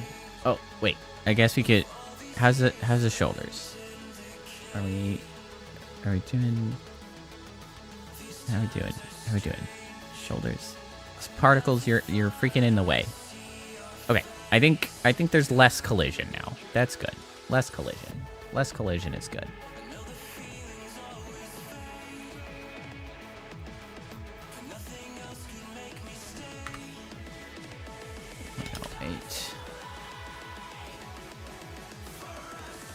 Wait, do I not have a .07? Ah, well, .08 is.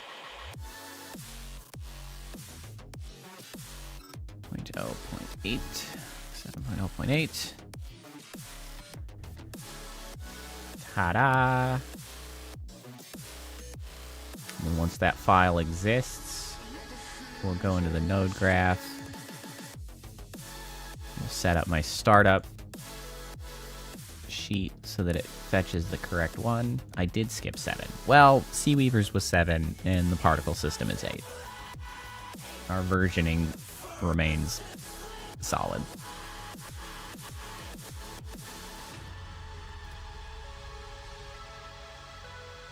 It's not there yet.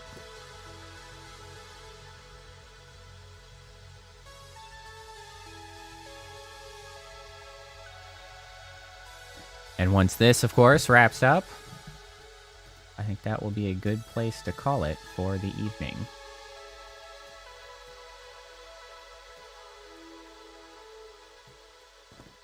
Oh, my back. Oh. Snapping my spine.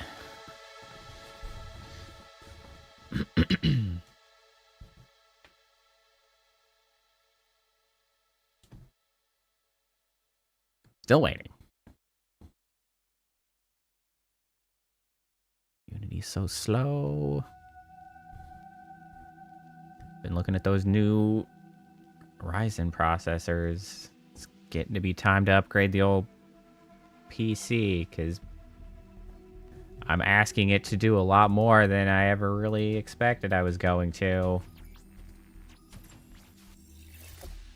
Unfortunately, they aren't as big a performance jump as I was hoping, which is very sad. So I'm going to have to look long and hard at what the best upgrade path actually is for me. But, you know, such is life. Well, that will do it for the evening. Quite productive. Completed the bit we aimed to do, and we, in fact, also updated one of the particle systems. Possibly, we'll see. Who can say? Depends how much I want to spend and how many parts I might need to pilfer. Can't say. Who knows? Regardless, thanks all for coming by. Thanks for hanging out. Seaweaver, Kappa. We had Leo earlier. We had folks popping by as well. Mola was chiming in as well. Glow. Somebody said just hi. It was one of the newer folks who've been coming by. Something official. Village official. Something like that. I don't remember. I can't remember the name exactly, and I can't immediately find it in the chat. Doesn't matter. Thanks all for coming by. Tomorrow, again, look for another Lovecraft story. Monday, actually, will be an off-schedule stream. Finally getting around to playing EDF6 with Viri and Alpha, so that'll be fun. Next Wednesday, we've got another whatchamahoozit Edgar Allan Poe story, and then we'll be down to just Edgar Allan Poe's for a while. The Lovecraft's taking a break, aside from one compilation that I'll get to. Keep a lookout for more shorts as I continue to search around for stuff to turn into shorts. But anyway, I hope you all have a good night, get some rest, get some snacks, and have a good rest of your weekend, all right? I will hopefully see you all next time, all right? Bye.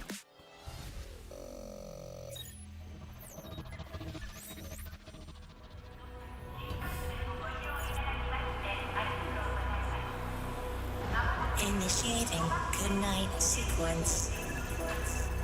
Dispersing appropriate dosage of compound 347. Initiating phase 1 of memory calibration. This won't hurt a bit. Just close your eyes.